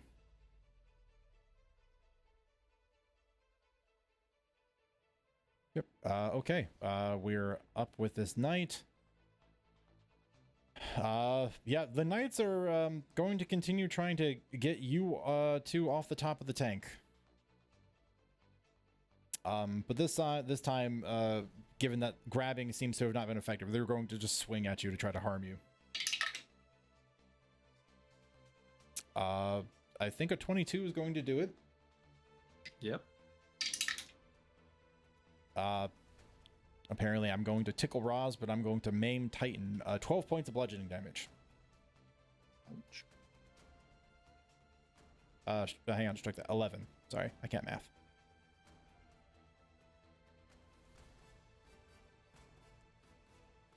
Okie dokie. Roz, it is your turn. Oh boy, Roz is being ignored and she doesn't like that. We're gonna step in to our target-rich environment and cast our first spell of the campaign, which is Earth Rumble from the spells that don't suck. I'm just sad it's not being done with a superhero landing for the first time.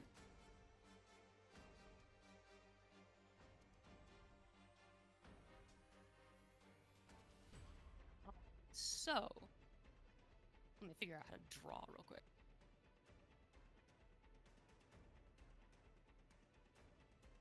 So that's our area. Pretty good. I don't know if that hits the little buggers or not. It hits 3. It'll hit the top one, but not the second. That's just fine. Right. Everything in the radius needs to make a DC 12 Dex save.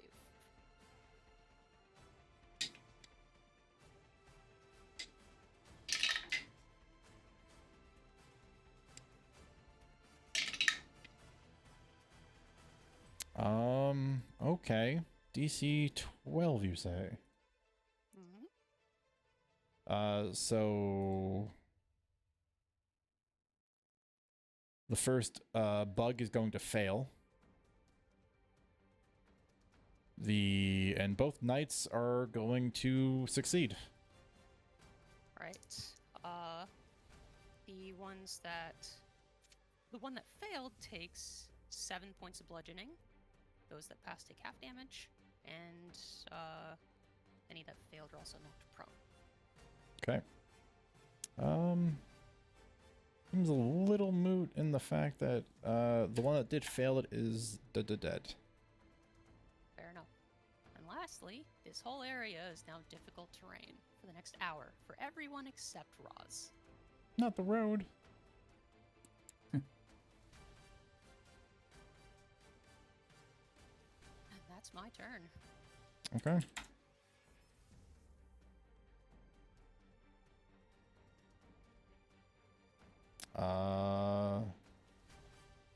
Evening glow is going to keep creeping up.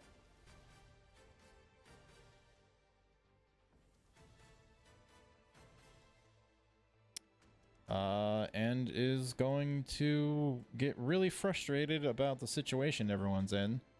And is just going to get right up here and is going to dodge.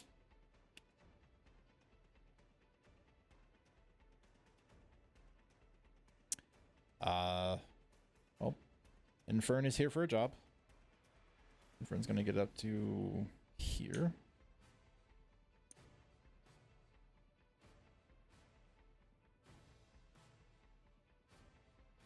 Is going to use that 20 feet to get a running jump.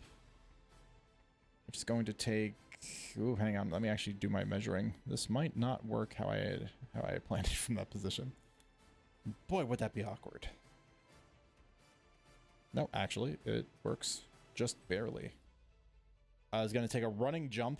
Is going to take a step off the top of the strut. Is going to soar through the air, and it is going to use a bonus action to Misty Step.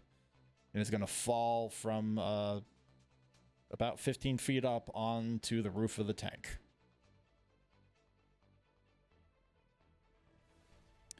Where Infern's going to begin doing the most important thing Infern can, which is begin channeling the elemental strength of his contract with the spirit to begin trying to drain the energy from the collars in the tank. So Infern is concentrating. If Infern loses concentration on this, Infern will have to begin again.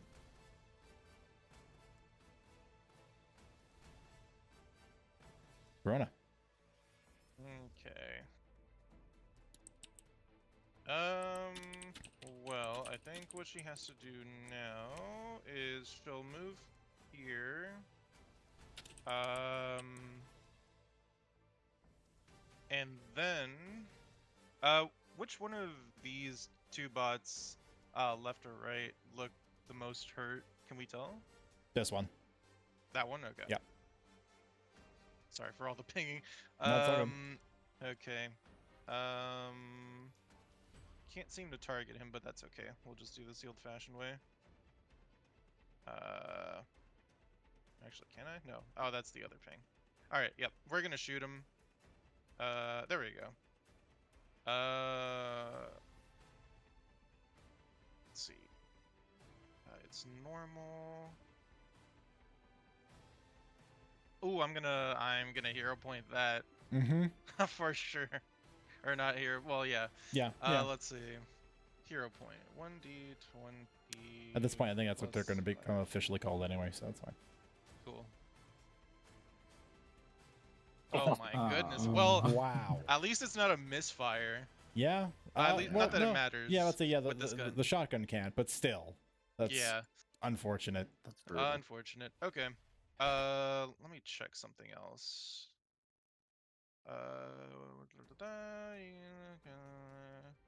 Okay, this doesn't have to hit. I just have to make them attack. Cool. All right. We're gonna try and punch one of these suckers. With the melee marksman fighting style. Go for it. As my bonus action. Normal. Aw. 14 is a miss. I'm not gonna. It is a hero point miss. That. Yeah. Okay. That is fine. That is action. Yeah, that's everything. So that's my turn. On the engineer's turn. Boy, there's a lot going on.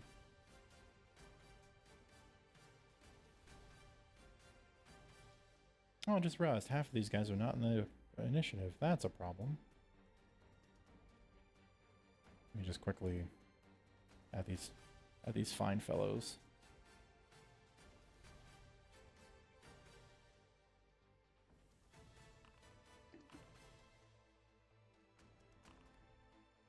There we are.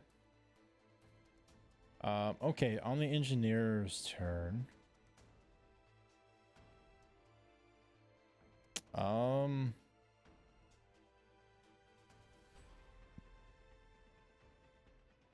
Yeah, this seems like what they're going to do.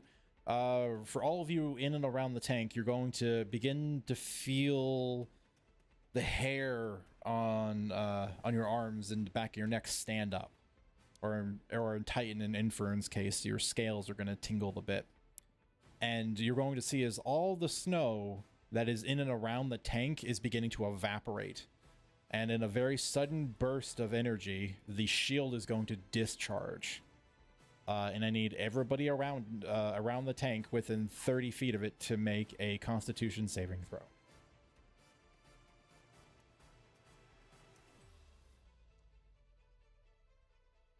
Jeez 25. Louise.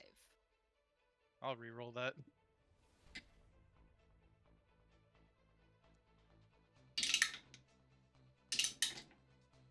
Oh, Corona, your dice. Yeah. 16. If you manage to roll above a 13, you would succeed. Thank you. Yeah, Corona, you just succeeded. Were there any failures in that? Nope. Okay. If you succeeded, you're going to take half damage, which is 9 lightning damage. And your reactions remain unmolested.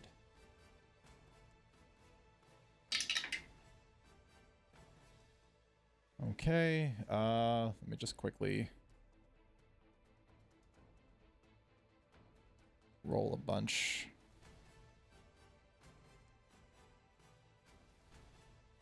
When all the tokens overlapping each other are misbehaving.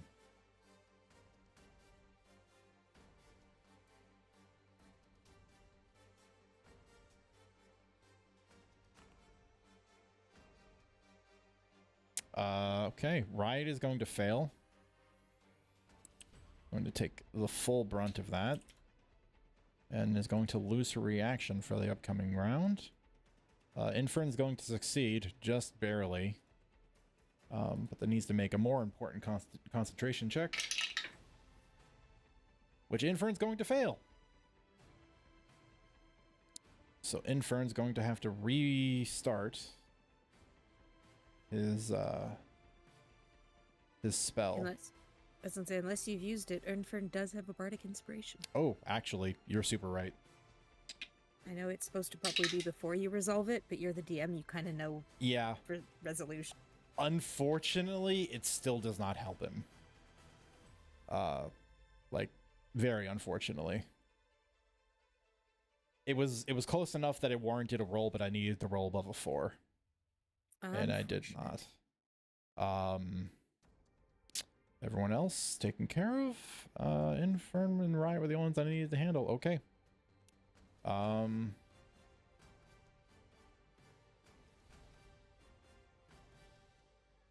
Zephyr is going to scoot up, take the crossbow, and is going to fire at the dome.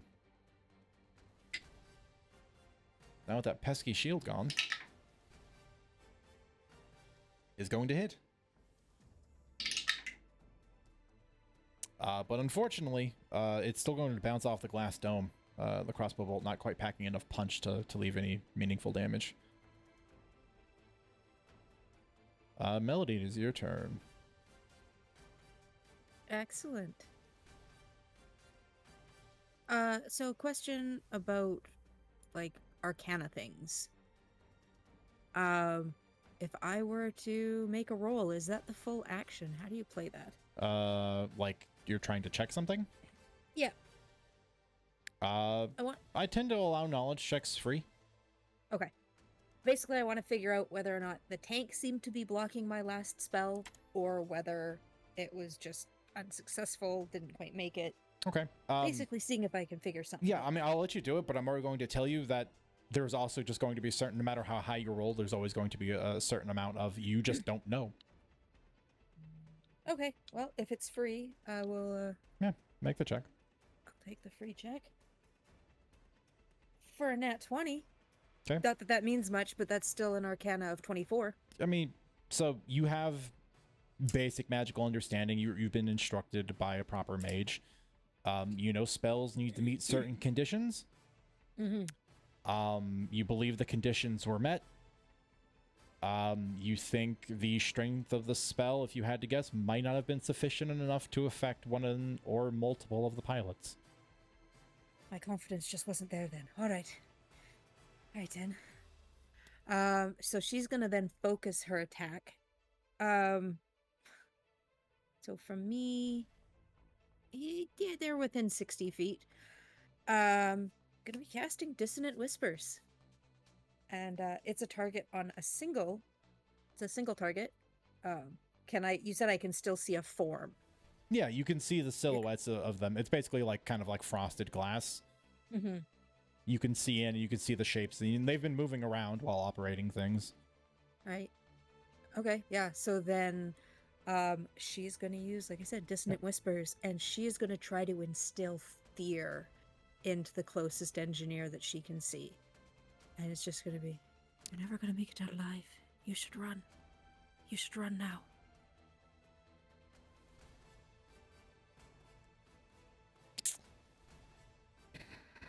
And you need to make a wisdom save. Okay. Unless they are deafened. If this is a soundproof box, then that's unfortunate. It is dampening sound, but they can still hear things, so I'm doing things behind the scenes. Okay. What was the DC to beat? 14. 14.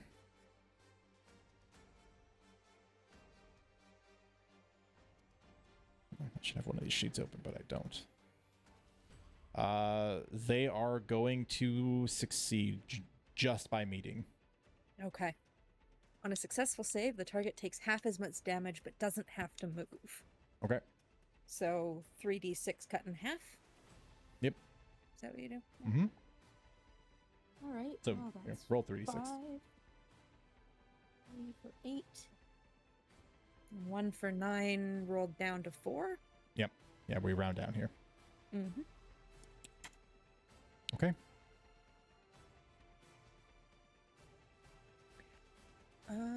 Yeah, and I think what's Private Evening Glow been doing again? Range Shooting a attacks? crossbow so far? Yeah. Okay. And Lilith, hasn't used inspiration yet? Not yet. Not yet? All right. And I think Titan is just outside of my range. 65. Yeah, it needs to be within 60. And so is Infern.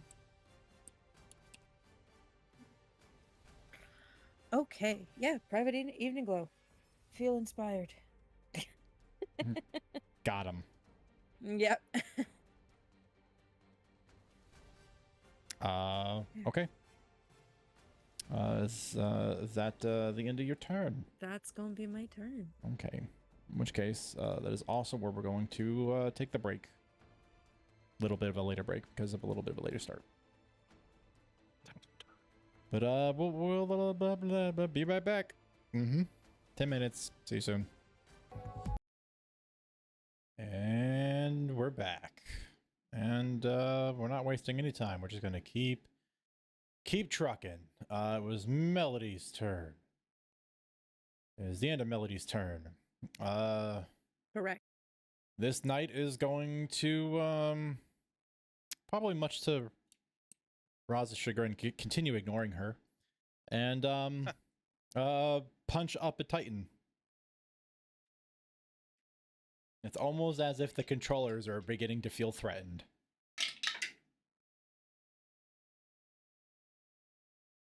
And apparently it's my job to beat up the pit fighter. A 22 to hit. Yeah. For a whopping 4 points of bludgeoning damage.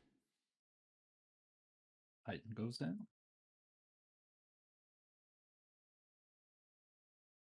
That's its turn.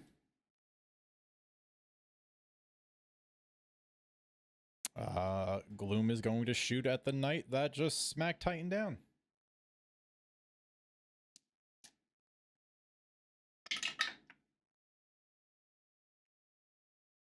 And hit with a 19. And deal 8 points of piercing damage.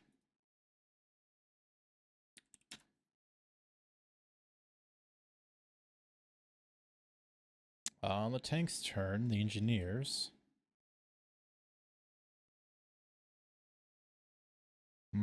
Lot of threats. Yeah, I think they're going to turn the gun barrel onto Gloom again. Most present and active threat, and one that's already been hit.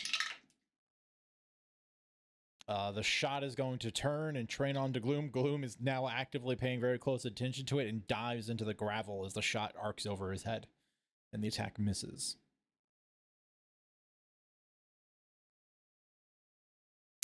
The bug is going to deploy its legs and then climb up on the side of the tank. And it is going to attempt to attach itself to Riot.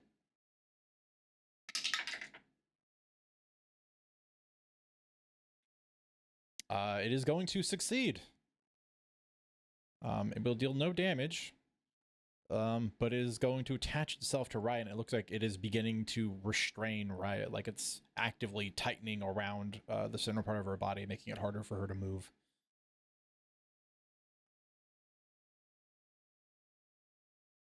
This bug is going to similarly deploy its legs and run 5, 10, 15, 20.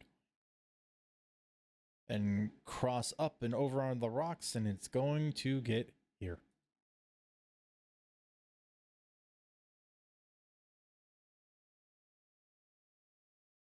$10, 15, 20, 25, 60.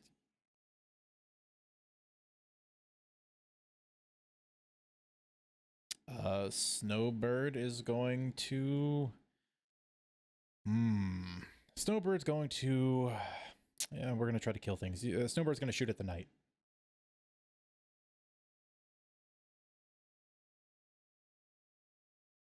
I keep losing my dice.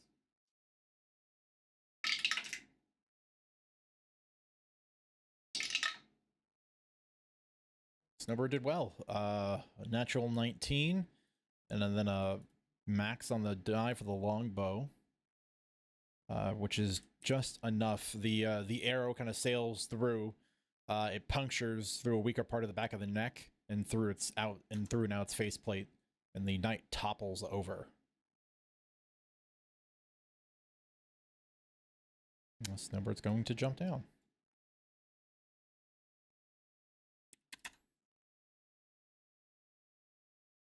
Lilith. Gonna duck behind cover. Bonus action hide. We're gonna spend an inspiration on that. Much better. 17 stealth. Okay. Pop back out. Mm-hmm. Take aim at the one that is next to Audie. Sure. 18 to hit. That'll do it. 13 points of damage. Okay. It lands up there, kind of rising back on its hind legs like it's going to prepare itself to launch at Audie. And as it gets airborne, an arrow comes sailing through, striking it and destroying it into little pieces. We will duck behind cover, but that is our turn. Okay.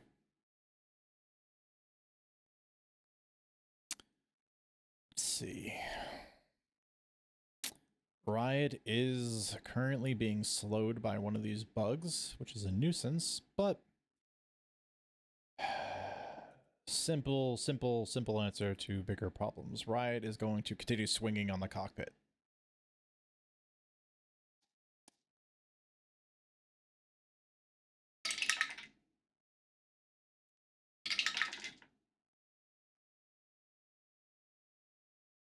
First attack is going to miss, but the second one's going to be a critical, which is apparently just the way I make up for these things.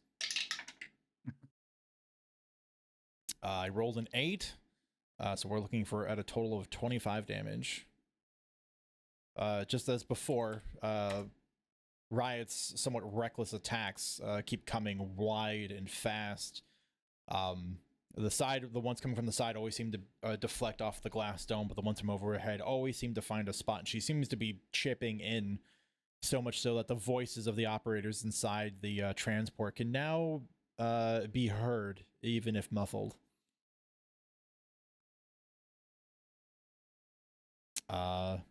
This bug is going to run up to you, Roz. Warning strike. Go for it.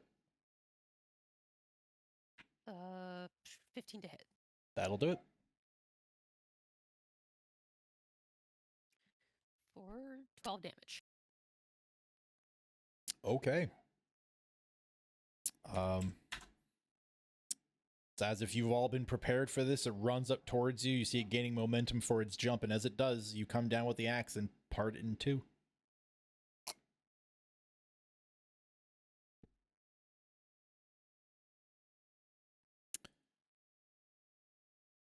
This knight's going to punch up at Riot.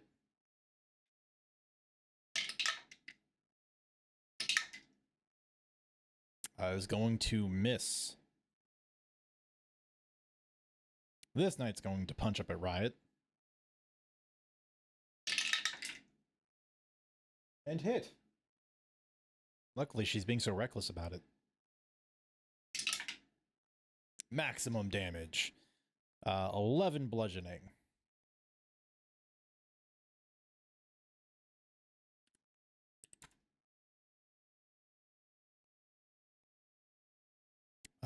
Titan, is your turn. Make my roll. Yep. I'll I don't know, send you the result. Okay. An engineer's turn.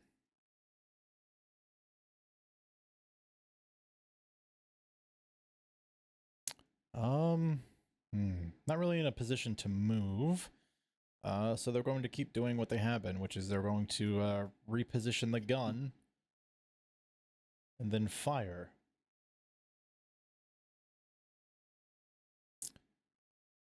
Bum, bum, bum, bum, bum, bum.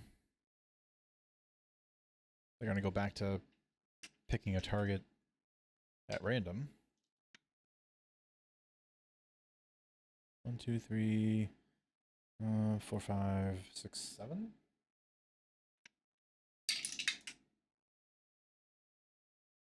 The turret's going to turn towards you, Lilith.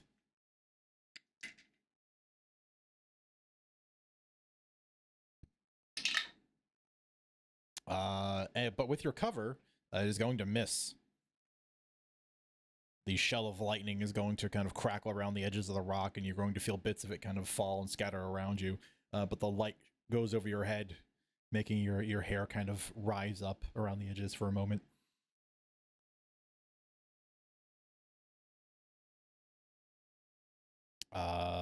This guy, well, it can't quite reach anybody yet. It's going to fill that space.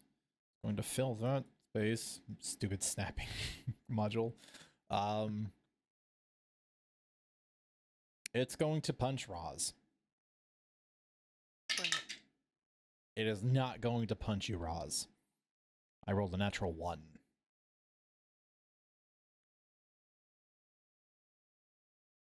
Speaking of Roz, it is your turn. Which of the two knights looks more damaged? Honestly, they look shiny and new. All right. I know this guy took like 3 or something, so I can't reach Titan, or I would. So I'm gonna Do your attack this thing. knight. 17 hit, That'll do it. 14 damage. Nice.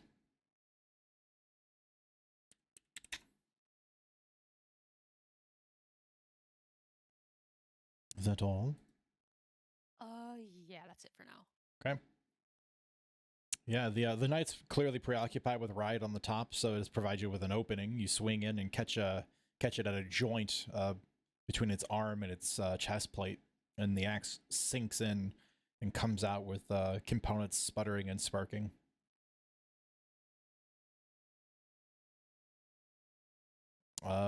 Evening Glow. He is going to take a turn. No, he's got a bug next to him. Well, he doesn't like that. He is going to draw a short sword, and he's going to attempt to deal with the bug.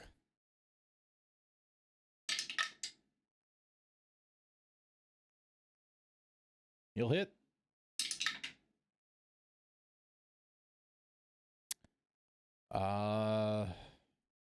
Unfortunately, he does not deal enough damage to destroy the bug, and so he has to deal with that.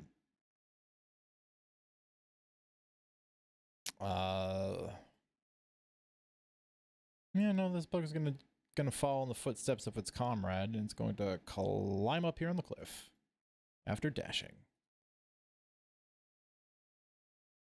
Infern is going to skirt to one side of the tank, plant his claws onto the top plates, and is going to begin concentrating again.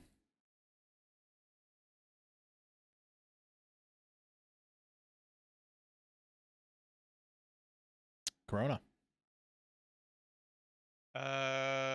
Corona is going to reposition and shout out to Roz. Let's take him out. Do you want to buddy cop? Absolutely. Okay. Okay, and then we'll target this guy. Actually, did I provoke from the guy on the right? I don't know. I'm not even sure if he's on the grid. Like, well, yeah, he's You supposed should to still be within melee of him. Yeah, he's. So you're still within melee of him, so you don't have to worry about it. Okay. Yeah. I'll take care of this bottom one then. I'll try to. Still got one shot, so let's shoot. Okay. Cool.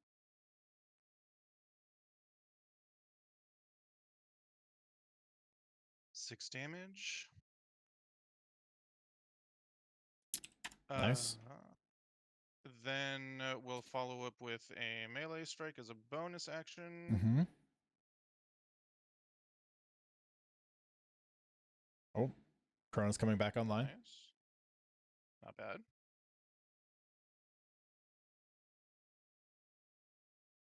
We're making it count. And because we might as well use the features we have, even though they'll have advantage against this, I'll use Sweeping strike. I that's a damage. Okay, they need to make a DC 14. Oh, there you go. You got it. Okay. Mm-hmm. I think it's save or suck. I don't think they take any damage if they succeed. I will take your word for it. Pretty sure that is what it says. Yeah, creature on a failure, it takes bludgeoning damage equal to 1 roll. It doesn't say anything about Yeah, a success. Then it is so. just save and suck. Yep. Or suck, rather. That is her turn. Okay. Engineer's turn.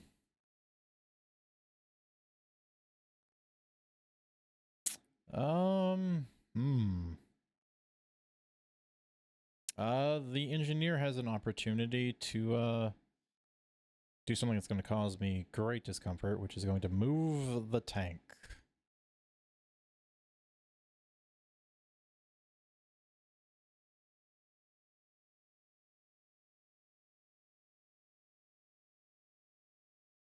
Okay, I got most everybody. There we go. Oh, nope. Yeah, okay. Yeah, no, that's everybody. Okay.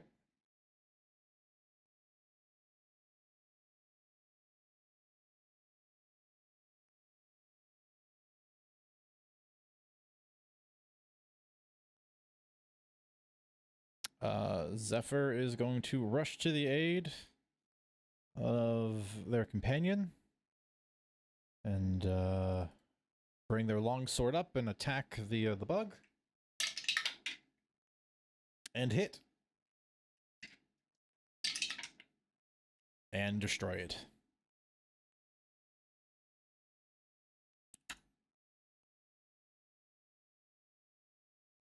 Melody. Yeah, so this edge here, really playing with numbers. Is there a way that I can move like to there and still be up top? Yeah. You're kind of, Okay. teetering on the edge, the cliff edge, but yeah. Yeah, we know. She just had this feeling like Titan was, I don't know, just out of range, you know? And I can't tell if it actually moved me or not. I think it did. Mhm. There we go. But I think that puts Titan now at the 60-foot mark. Exactly. Perfect. We're gonna do some healing word. And yeah, Audie, at seeing Titan fall, it's kind of the first time that this becomes real. She hasn't actually seen anybody that's close to her take damage. Like there was the flight, and then it was a bit frightening when we left Greenwood, but everything's kind of sort of normalized, or at least she tries to. Audie has some great denial, and so she'll kind of do this like scamper forward and just kind of scream out, Titan, you better get up right now or Lotus will never forgive you. And a healing word. It would be great if I could roll tonight, but that's still a +4, right? For my ability mod? Yeah, it's Charisma? whatever you roll plus your charisma mod. You get 5 health. It stabilizes you. Yeah, you're the best. Thanks. And so that 5 health is substantial. Yep. And we're going to throw our last inspiration point Titan's way as well. Remember, healing word's a bonus action. Healing word is a bonus action. Yeah. Oh. Well then. I suppose then I can't use my inspiration because that's a bonus action. Then we are gonna mock the ones that are inside and kind of on the tail of yelling at Titan. Just kind of yell at them. Just like, and you're on in there, you're cowards. You're running away, you're killing your kin. And she's gonna mock them. They are going to succeed. All right. They are cold-blooded. And she's also highly emotional, so I don't imagine it's holding a lot of gravity. Yeah. It's kind of you better run. I thought it was the opposite. I thought you were calling them cowards for running. Well, yeah, but that same feeling. Mm-hmm. Yeah.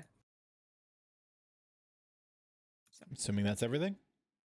Yeah. Okay. Gloom. Gloom is going to shoot at these knights. Although, I mean, that dome crack. No, Dome's gonna try to free Riot from that bug.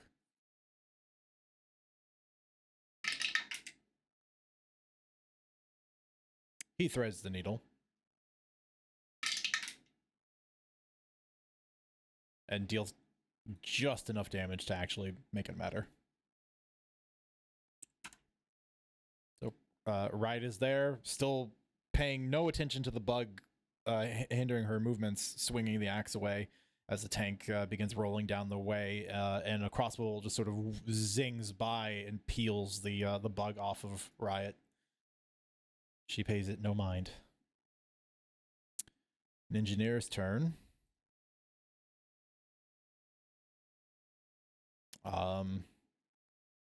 You know, Gloom, it has been a good shot, but you know they really just got called out by Audie. So Audie, you're gonna get fired at. Yup. And I'm going to Jeez. miss. I rolled a 2. Excellent. Keep missing. That would be great. Yeah, Sharkbite hasn't been super bloodthirsty tonight. What shirt are you wearing? The choose your weapon shirt. Wow. Clearly, we've chosen all the wrong weapons. I think you guys are doing perfectly fine. I think this is going all right. Yep.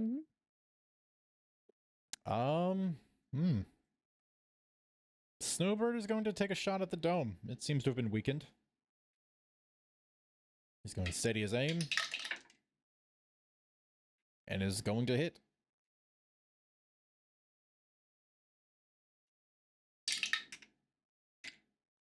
Wow. I rolled a 9. The arrow is going to zing by, and it's going to strike the ever-growing crack on the top of the tank. And it is going to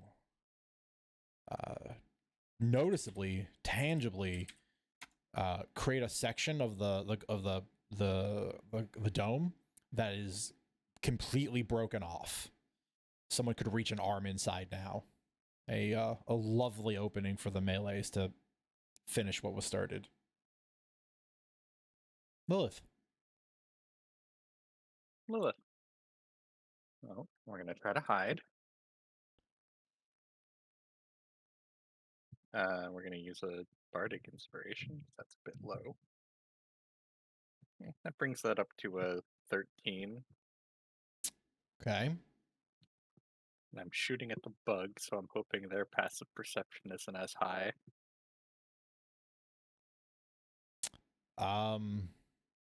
It is still below a 13. Perfect.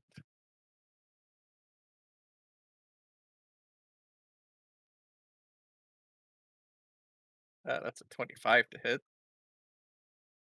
Yeah. Mm-hmm.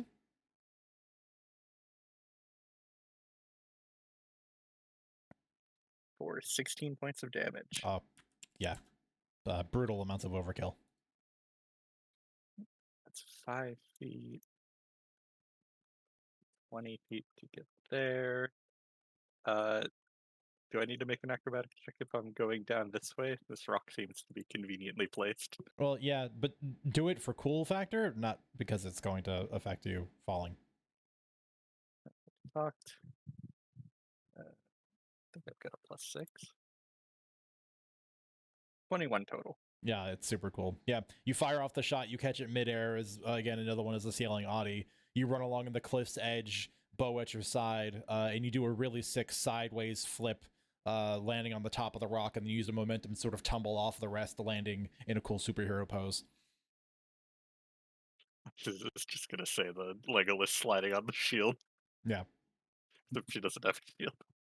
Yeah, but say not quite that cool. It's like dialed back a bit, but yeah, you've got the right idea. That is her turn. All right. Yep. Riot sees goal. Riot reaches for goal.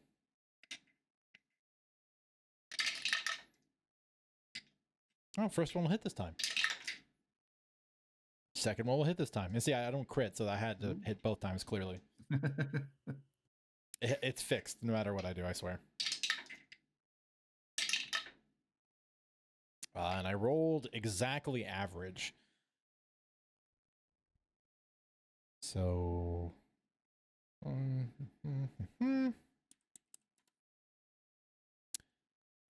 Riot begins hacking away at the gap that's been created, and the hole is growing ever wider. It is becoming an active danger to the pilots inside.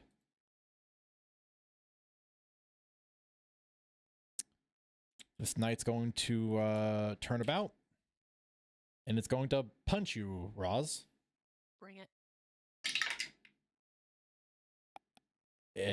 Natural 20. He brought it. 16 points of bludgeoning damage. Got it.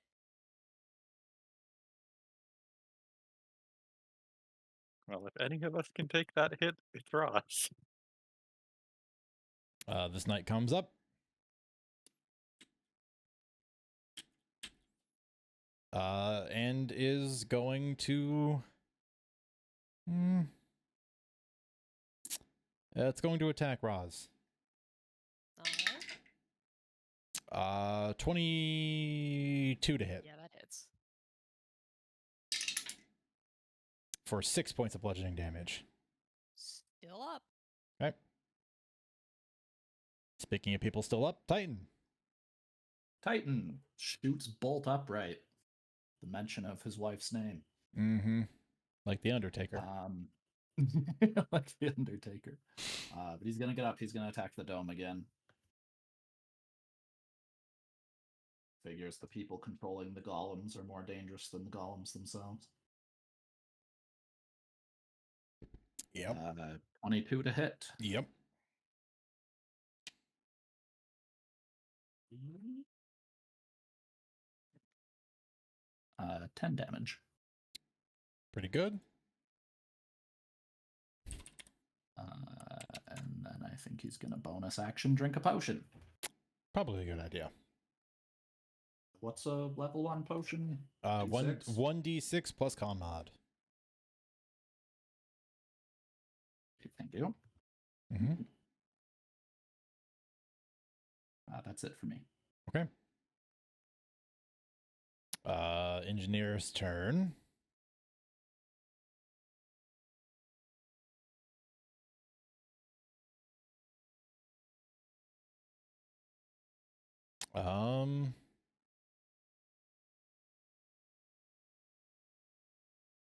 Yeah, you guys are just becoming a problem. They don't like that. So essentially, as Riot's carving her way in,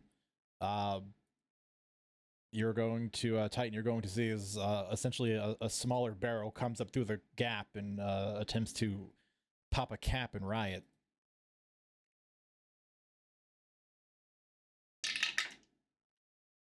That'll hit.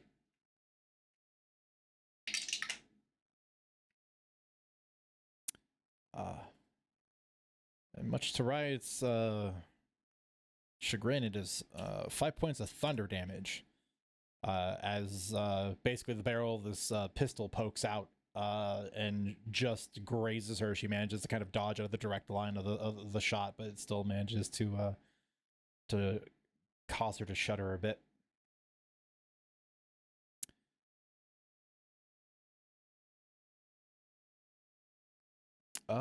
This knight is going to no. They've been left to function autonomously, so they're all going to continue doing their job, which is work as a team. So they're going to keep beating up Roz. All right then. This one's less good, a 15. Misses. All right. That one, with Buddy in hand, you managed to avoid that blow. Speaking of Roz. Okay, we need to do some healing. So I'm going to spend my 2 hero points and a hit die to use Legendary Endurance. Get some health back that way. I'm also going to second wind and get some health back that way, Good idea. regaining a total of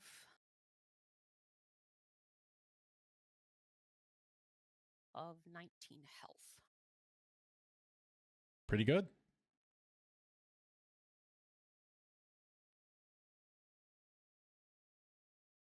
And then we'll attack this guy. Okay. Swing away. 18 plus 6, 24 to hit. Oh, yeah. Just roll above a 2. It's 12 Kill damage. it. Sufficient. The night has fallen. Oh, good enough. Thank goodness they were beating my ass.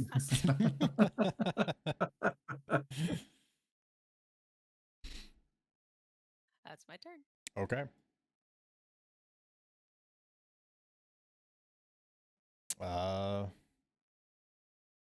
Yeah, Evening Glow, now no longer being harassed by a bug, is going to take a turn to set up his heavy repeating crossbow.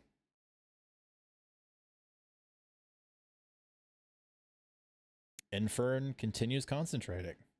You're all beginning to watch, those of you that can spare a glance, as these tendrils of glowing red, orange, and yellow energy are kind of threading their way out from pretty much even just the walls of this contraption, this vehicle, finding its way out through gaps in the plates, through the vents, and it is being absorbed into Infern. And as this energy is slowly gathering, you can see that there's an outline of a larger figure that is kind of hovering over Infern's form.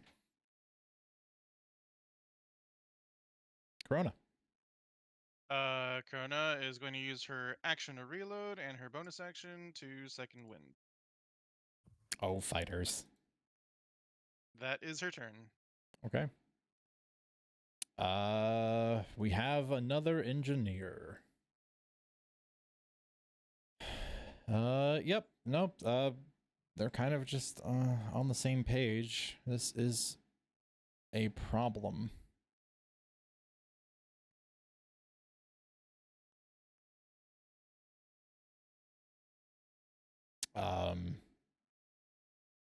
Yeah. A gnome is going to turn around. They're going to reach for a contraption on their belt. It still looks like a handheld weapon of some kind, but not a long barrel pistol. A button is depressed, and a gout of flame, a cone of fire, erupts from the gap in the panel. I think really. Oh, yeah. Titan, make me a dex save, please. And do. You and Riot. Surprisingly good. 18. That will be success. Riot likewise succeeded.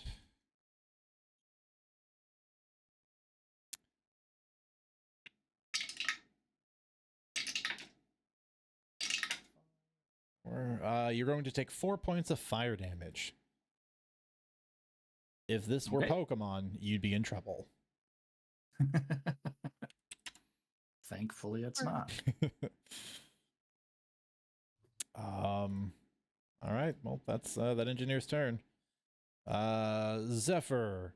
At a quick glance between Lilith and Melody, are either of you hurt? Not at all. Not in the slightest. I feel a little offended by that, but okay. I did get shot at. Yeah, we've been attacked. Mm-hmm. Zephyr is just going to level her heavy crossbow at this knight to the east of Roz.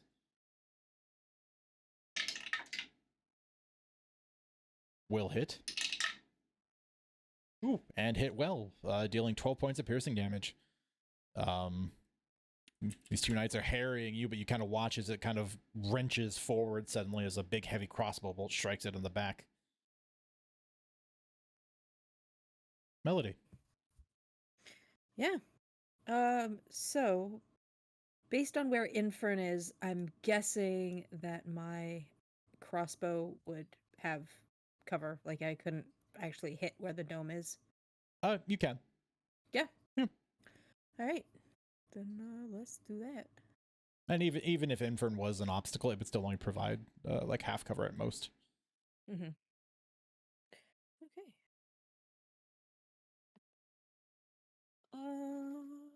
Features inventory. There we go. Light crossbow is a +4. Should be a +4 for you, yeah. There we go. So that's a 19 to hit. That'll do it. Okay. And is 2d8? No, should be 1d8. No, that's what I thought. Oh, it is 1d8 +2 piercing. That's what I was. Like, what's Well, going on with your just- light crossbow?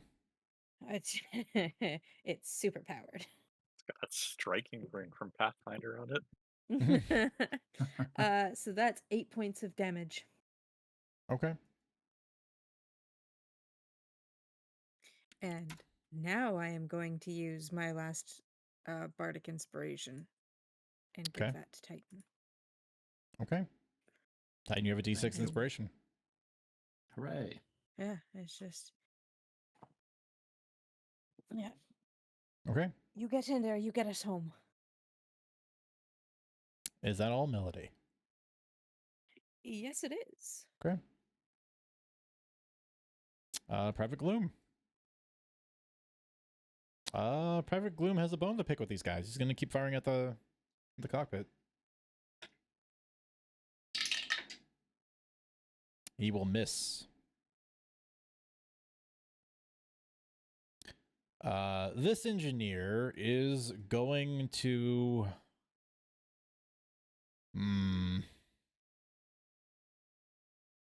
Feels like his turn would be better spent. He's going to recharge the deflectors.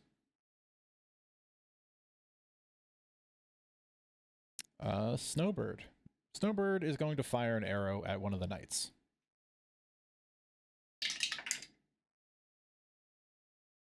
And hit. And deal 9 points of piercing damage.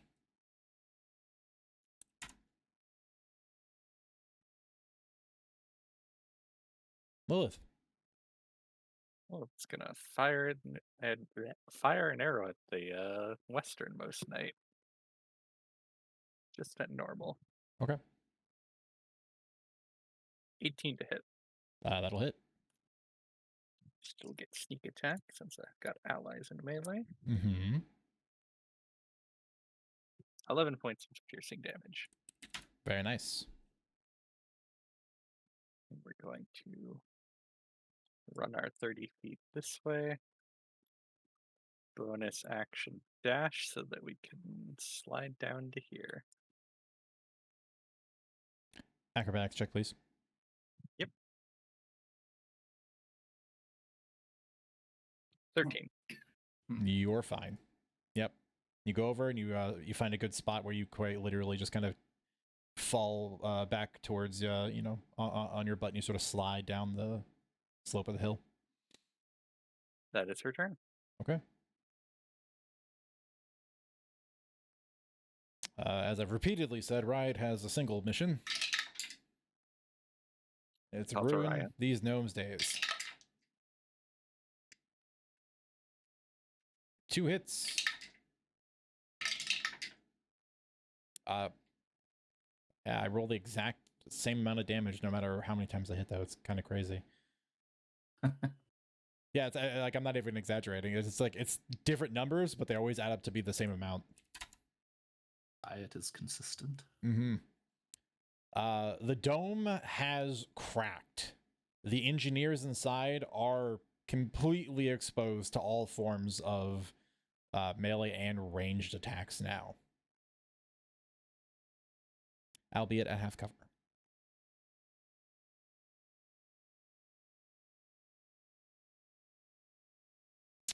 This knight is going to punch at Roz.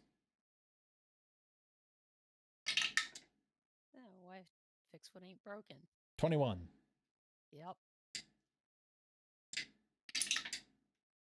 for 6 points of bludgeoning damage.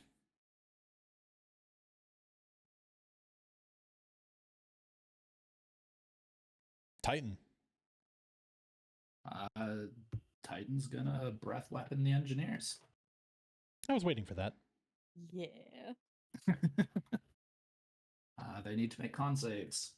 Mm-hmm.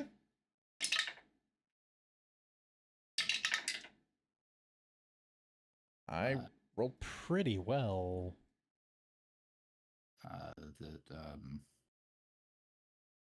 Where's my DC?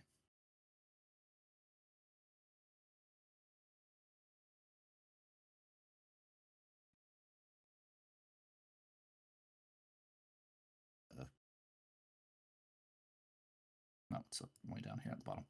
14 is all they have to beat. Okay, so one succeeded. One failed, two succeeded.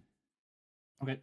It's 7 on a failure and 3 on a success. Okay. Hold the damage. Yeah, you fill the cockpit with freezing mist and ice. And then I'm gonna bonus action claw attack. Wise. Just any old engineer? Are you picking one at random? I mean they're all pretty close. The one that looked like he suffered the most from the Sure. That might miss a 14. 14 is going to miss. Yeah. Okay. That's it. Yeah, they're not heavily armored, but they are wearing breastplates. Fair enough. Engineer's turn. Well, gee golly gosh, they really just don't like what you're doing up there.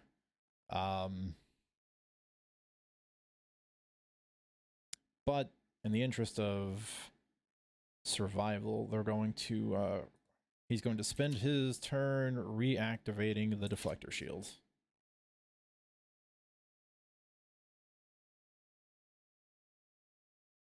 But wait, there's more. This knight's going to use its action to repair its ally. Going to spend a hit dice and heal it for that much plus its constitution mod. Self-replicating robots. Basically. They'll be the bane of us all. Well, you know, for better or worse, I didn't roll super hot.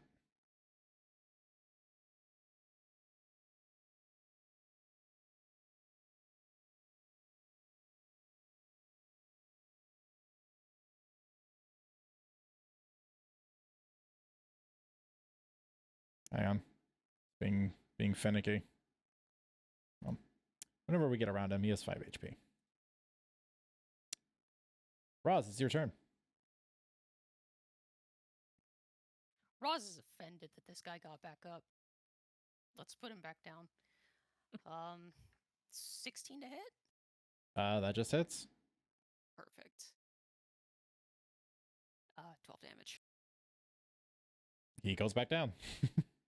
And then we're going to choke down a healing potion for 9 healing. Okay. That's good. That's my turn.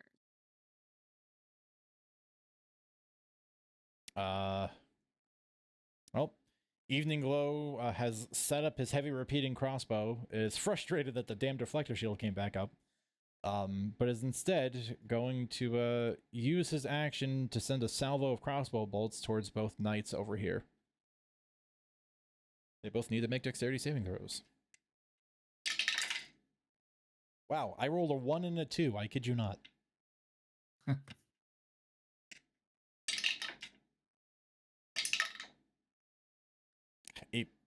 All right, even the damage rolls are really sad. But they're both going to take 7 piercing damage as he basically sprays them with heavy crossbow bolts.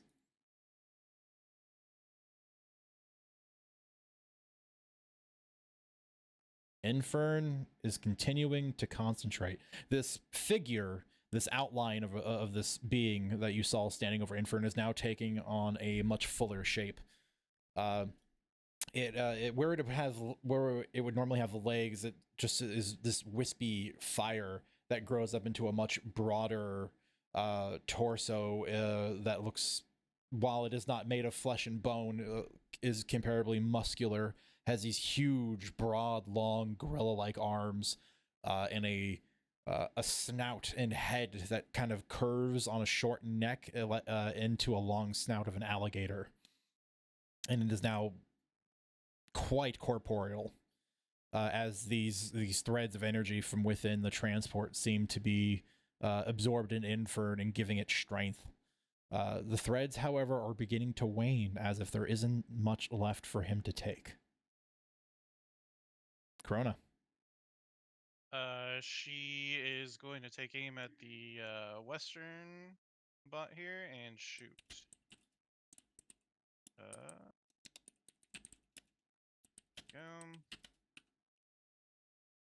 Ooh, nice. Ooh. Okay. Hit.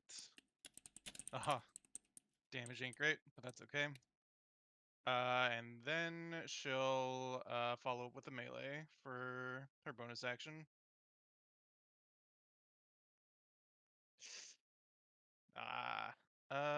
Yeah, there's not much I can. Oh, well, I guess I can make this. I could. I know the number now. I know it misses, but I can use I think I'll do this. I'll use what's it called? Mm-hmm. Precision strike. It says I can use it. I can't post the description, but it Yeah, I says. see it. After you roll, you but can see before it? you Okay. know if you hit or miss. Yeah. Yeah, I don't. That's fine. Go for it. Okay. So that's a. Oh, right. I like programmed it, I think. I hope. No. Do I have to hit this button? There we go. 16 to hit. 16 just hits. Nice. Okay. And I'll just roll this manually. It's d4 plus 4. Nice. 8 damage. Nice. That is her turn. Yeah.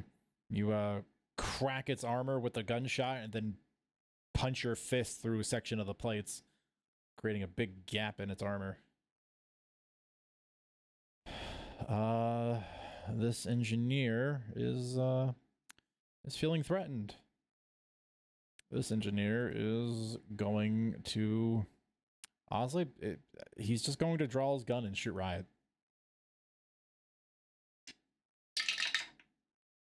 He's going to crit. Oh no. He's going to deal 17 points of piercing damage. Ouch. Yeah, unlike before, especially since, again, it's thunder damage, so Riot is not cutting these in half. The last one was great. She was able to sort of duck out of the way. It just caused a small nick. This one, she catches straight through the shoulder. She lets out a grunt, but doesn't let loose of her axe, and is even more pissed off than she was before. Zephyr is gonna slide down the slope. Is then going to start running up.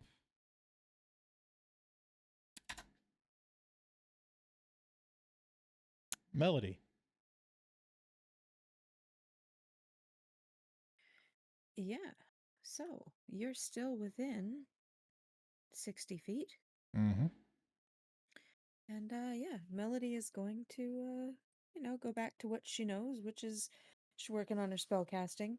And she's she's kind of gonna chuckle to herself under her breath and then mutter out loud, hopefully that the engineers can hear her. Oh, that was a mistake. You just trapped him in a cage with you. You're stuck in there with them. And kind of mock them for their decision. Mm-hmm. Uh-huh.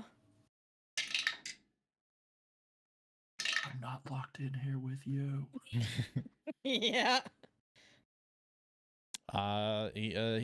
Well, one of them, because you can't target all three, is going to fail. Okay. I need you to either decide by picking 1 through 3 or randomly determine by rolling to decide which target is being affected by this. I mean, it's probably going to be the one that's closest to her, like the one she can see most readily. So, whichever one I guess is also closest to Infern. Sure, it's going to be the least hurt one. Roll a d4. Oh, well, I tried. I mean, you're still doing something. Yeah. That's a 3. Okay. There's no bonuses to that, right? Nope. It's, yeah, 3. Just the die. And he will have disadvantage on his next attack roll should he take one. And that's all for Melody. It certainly is. Right. Gloom swears at the deflector shield and shoots at one of the knights. And misses. The quarrel bounces off the armor. Speaking of the aforementioned engineer,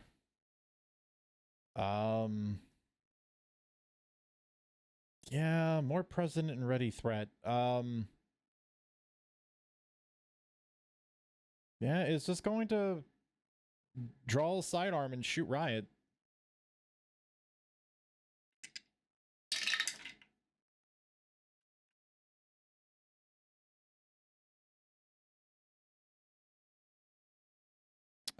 And is going to just narrowly miss, even with advantage.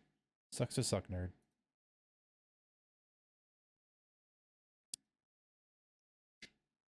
Snowbird's going to help with the knights.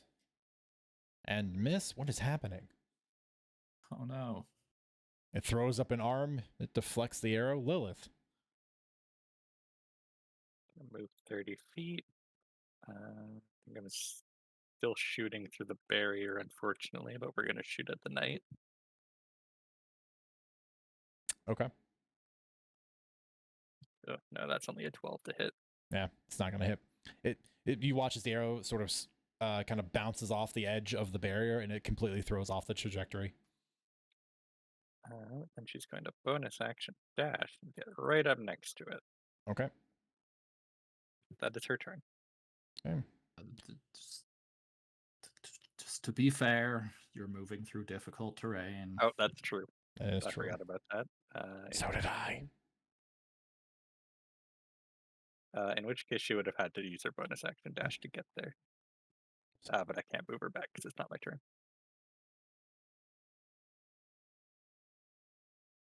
Sorry. Nope. No. That's fair. Thank you for calling on it. I forgot.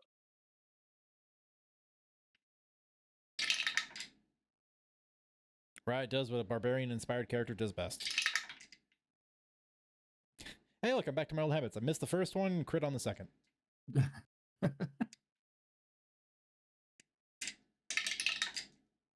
Oh, I rolled a 10. One of these engineers, which as we've arbitrarily determined is going to be one of the closer ones, the wide swing catches on the edge of the dome and is deflected back, but Riot doubles down, and again, just as before, comes down like chopping wood, and there is a very sickening sound as the axe carves into one of the pilots, and one side of the dome that hasn't been completely shattered is sprayed with blood. One of the engineers is dead.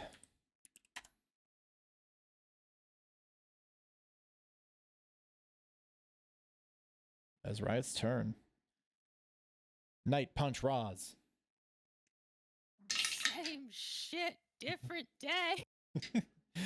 21 to hit. Yeah. Oh, ouchies. 11 points of bludgeoning damage. Still up for just being a whole yo-yo with this HP total. Mm-hmm. Titan.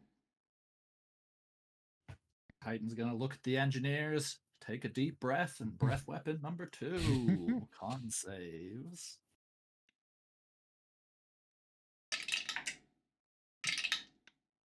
Exciting. A crit and then a 4. So 1 fail, 1 success. Okay. Oh, math again. 13 on the failure, and whatever half that is, 6 on 6. the success. Yeah. That's good, though. It is good. Yeah. One of the engineers weathers it better than the other one. The other one you can clearly see is kind of partially frozen and is struggling to move. That's it for Titan, though. Okay. An engineer's turn. Well, you guys kind of suck.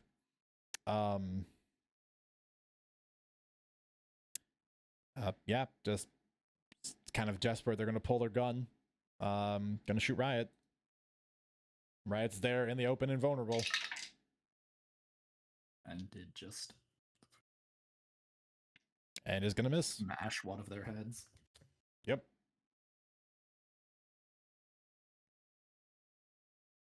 Do I need to say it at this point? No. 17 to hit. No, because a buddy cop. Very nice. Hey. Yay.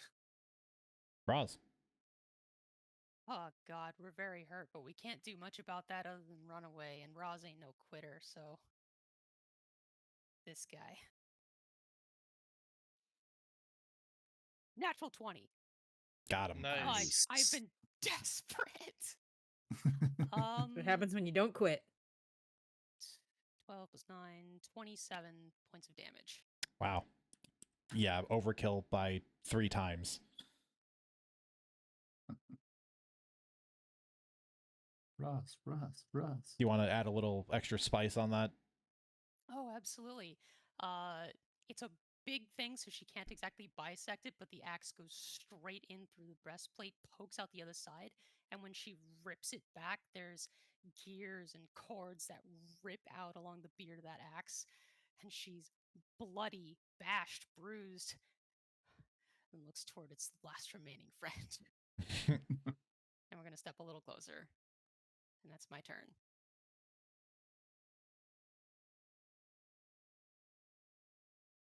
Okay. Evening Glow has a single target.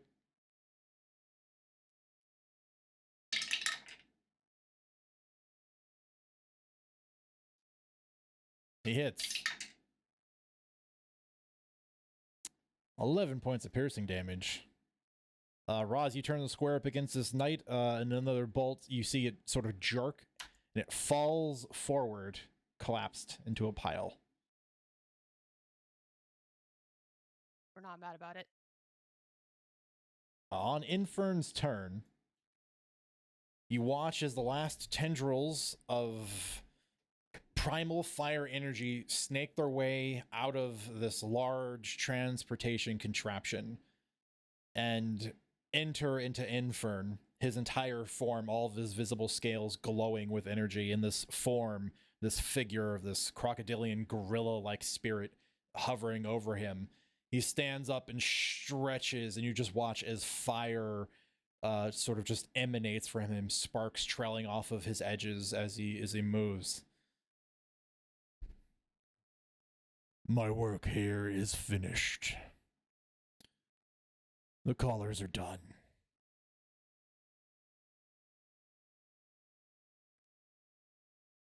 And Infern very sort of casually just hops down. The spirit still looming over him. Corona.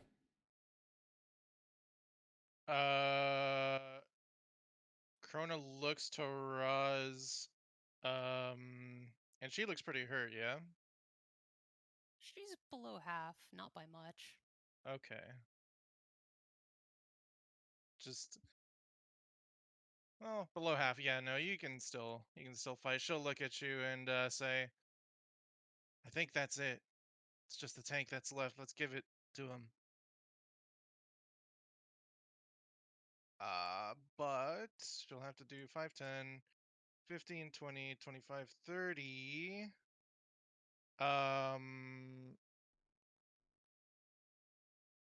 Yeah, sure. We'll dash up. I think it'll probably be up to like right here. Oh god, I forget what I'm at. I think I'm at 1 ammo.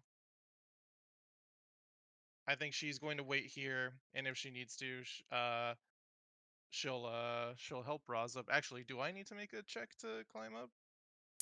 No, it just costs you double speed. Just movement? Yeah, the Okay. transport's 10 feet tall. Okay. So you have to have enough movement to do that. Gotcha. Okay, well, that's your turn. Action, bonus action.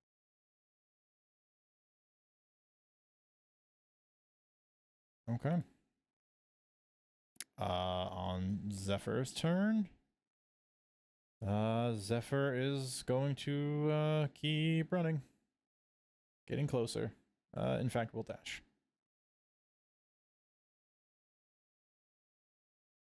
Melody. Yeah. Seeing people there. Going to fire Good morning, off Ryan. a crossbow shot. Thank you for being here. Is there's still one engineer poking up, right? There is one engineer remaining. All right. I was fairly certain I didn't miscount. You didn't? Blah, blah, blah, blah, blah. Inventory. Oop. Doop-a-doop-a-doop. 23 to hit. 23 will hit, yeah. All right. Wow, like real good. 4 points of damage. Okay. Well, the one you mocked once upon a time, you fire off the crossbow bolt and you watch the quarrel fly straight and true. And as he's turned his attention to Riot and Titan, the two actively threatening him, the bolt catches him in the back of his neck, and he just sort of slumps over in the cockpit amongst the frost and blood of his companion.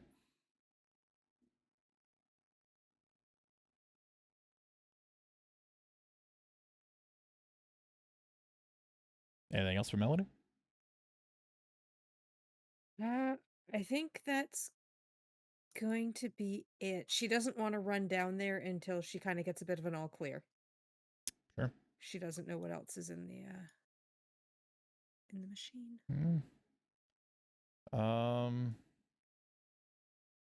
Gloom has no other targets. Gloom is going to kind of sidle up a little closer to the edge of the cliff, but is going to stay there. Snowbird is basically doing the same. Lilith. Can't really see that well into the cockpit from here, so 30 feet to get there. Bonus action dash, and my action to dash, and she's gonna get up on. And then see that they're all dead. All but one. There's one left. engineer remaining. Oh, I thought Audie killed the last one. Never mind. Nope. But it still took her action to get up there, so she didn't quite have the movement. Okay.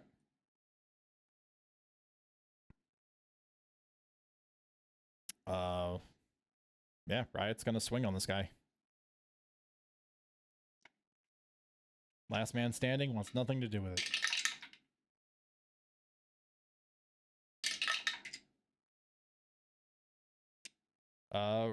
Riot's going to miss once, hit once. I broke my habit. I'm sad. You broke the pattern. Oh, even my damage was garbage. I rolled 7. Oh. He lives for another turn.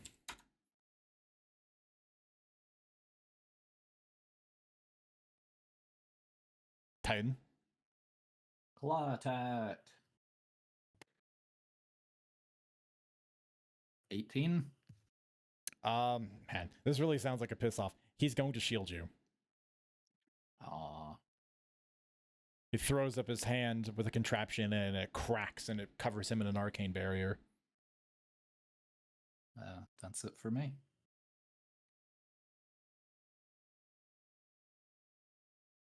He would have shielded Riot in defense, but her number was just too high. The engineer has 1 turn. He has only 1 reasonable recourse. He's going to look up with that barrier, shimmering barrier covering him. He's just going to look at Titan and at Riot. And he's just going to lean over and fall into the button that discharges the shield. It gathers and whines and then explodes. Everybody within 30 feet of the tank, please make a Constitution saving throw. Roz, you are safe. Nice. Let's go. Spend some inspiration. Modified 20. Success. So we're keeping on brand there, Corona. Mm-hmm. Basically, if you rolled a 13 or higher, you succeeded. If you rolled below that, you failed. So if you rolled above a 13, you're going to take 6 points of damage. lightning damage. If you roll below that, you're going to take 13 points of lightning damage.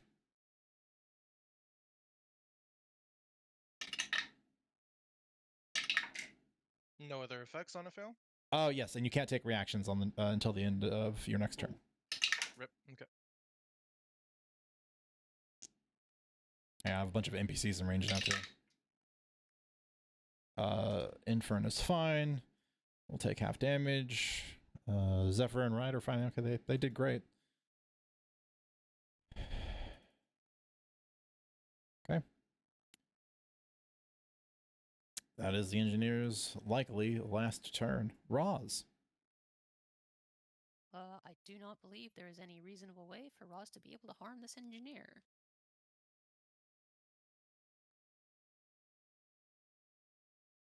You could chuck something at him if you really wanted to. I do. I'm going to try to hurl a javelin. Do I have disadvantage because I can't see him? Basically. It's worth a try. You can. Find My lower javelin. roll was a 16. 16 is not sufficient. Okay. Loved for blind That's javelin all to I got. kill.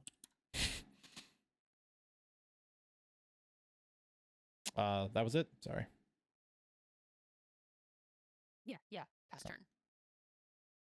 For the record, everybody can pass on their own turn whenever they're finished. If you are in the combat tracker at the bottom, you can end turn. Just so you're aware. It's good to know. Yeah.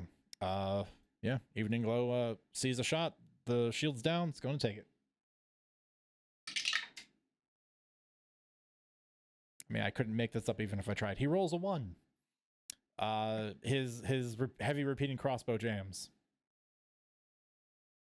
He swears a bunch. Infern does nothing.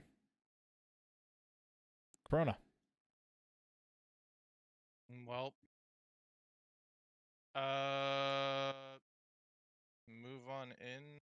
I'm not sure where. I'm not sure if this is close enough. Or one more. Yeah, that one's fine. That one's fine. Okay. Yep.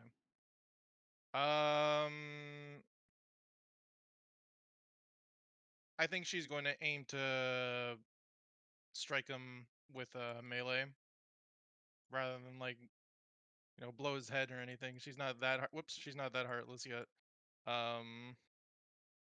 So let's see. This is assuming he's even in range for it. You can hit him. Okay. Unfortunately, a 14 is a miss. Ah, rip. Okay. This engineer, man. Yeah. And unfortunately, I can't bonus. Well, no, wait. Hold on. Oh no, I can't use bonus action to attack again. So no, he just dodges. I guess Corona will see that he's still a danger, so that's that's actually it. That's all she can do. Okay. That's it.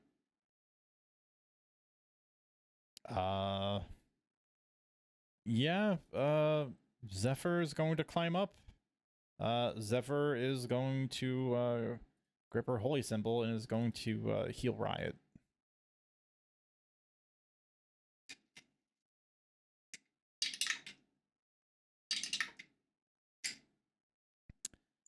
For a wow, I rolled super duper well. 7 and an 8 plus 2. For 17. Melody.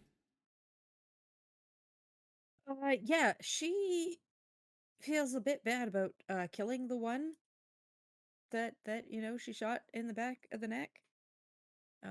She was kind of hoping just to kind of like subdue them, bring them down. That's not how range attacks works. So you can't do. Yeah, you shot a man. Yeah. Yeah. And so she is going to actually use message and try and persuade this one. And it's kind of like the the same feeling from Untouchables. Just kind of like, what? Why didn't you just give up? You could have just give up. And so yeah, she's basically just going to be begging this engineer. She'd be like, just give up. I won't kill you. I promise I won't kill you. You can live. You can be fine. Just come home with us. Are you attempting to persuade him? Yep.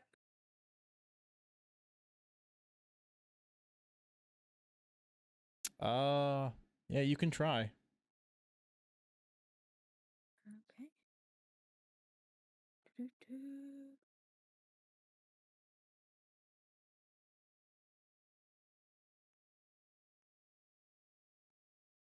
Doo-doo. And I can. And we're going to use absolutely every single bit of inspiration that I haven't used so far. Just kidding. I'm only going to use one because that's as best as I can do. That's a persuasion of a 26 with a Okay. nat 20. Oh. You make a reasonable and compelling argument.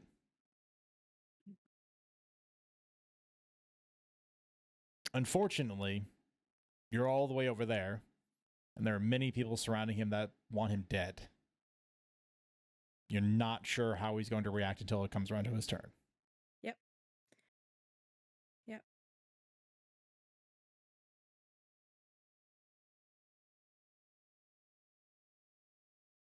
Well, Gloom and Snowbird are going to stay on Overwatch. Lilith. Well, message is completely silent to everyone else. Do it.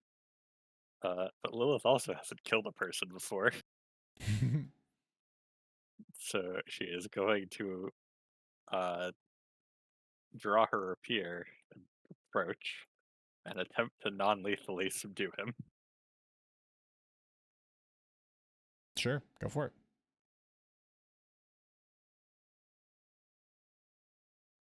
23 to hit. Yep, that bypasses his shield. Sorry, I need to find my D8.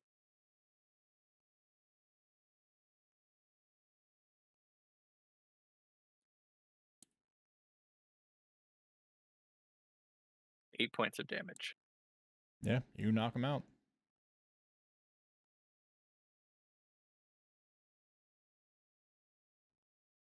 It's kind of faints with the stab and then beats him over the side of the head with the pommel. Mm-hmm. Yeah, and he collapses. Bloodied and bruised. Near as you all can tell, there were no other active enemy combatants. For now, we're going to put an end to that combat.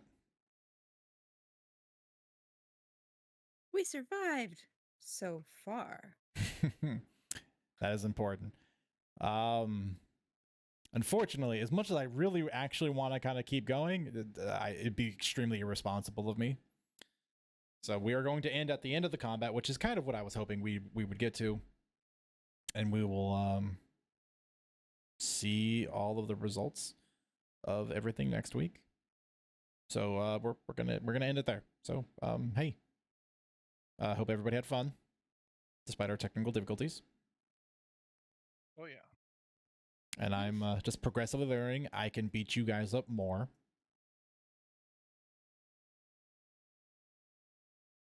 Oh, you can't. I nearly died. No, I was going to say actually that was You're the that was a pretty exception. well balanced. We stayed out of range. That's the reason you didn't squish any of the rest of us. I have 5 HP. Yeah, I've nearly died twice. Roz took a grand total of A lot. a lot of damage. Yeah, I beat up Roz a 40 ton. some? Like twice her life total, I think. Not quite, but No. almost total and a half. It was a lot. She got attacked, I don't know, 9 times? Mm-hmm. Which is fine, though. This is what she's here for. Yeah. So yeah, I guess we're just done. So we'll pick up here next week and we'll salvage everything here and hopefully find some prisoners within. And see perhaps who, if any, familiar faces lie within. So hopefully during the upcoming week. When life throws you many curveballs, you make some good choices to help deal with them. And until such a time, we'll see you later. Have a good week. Have a good night. Be safe, be comfy, be well. Thanks for watching. And make good For hanging out, choices. chat. Make good choices. Bye. Bye.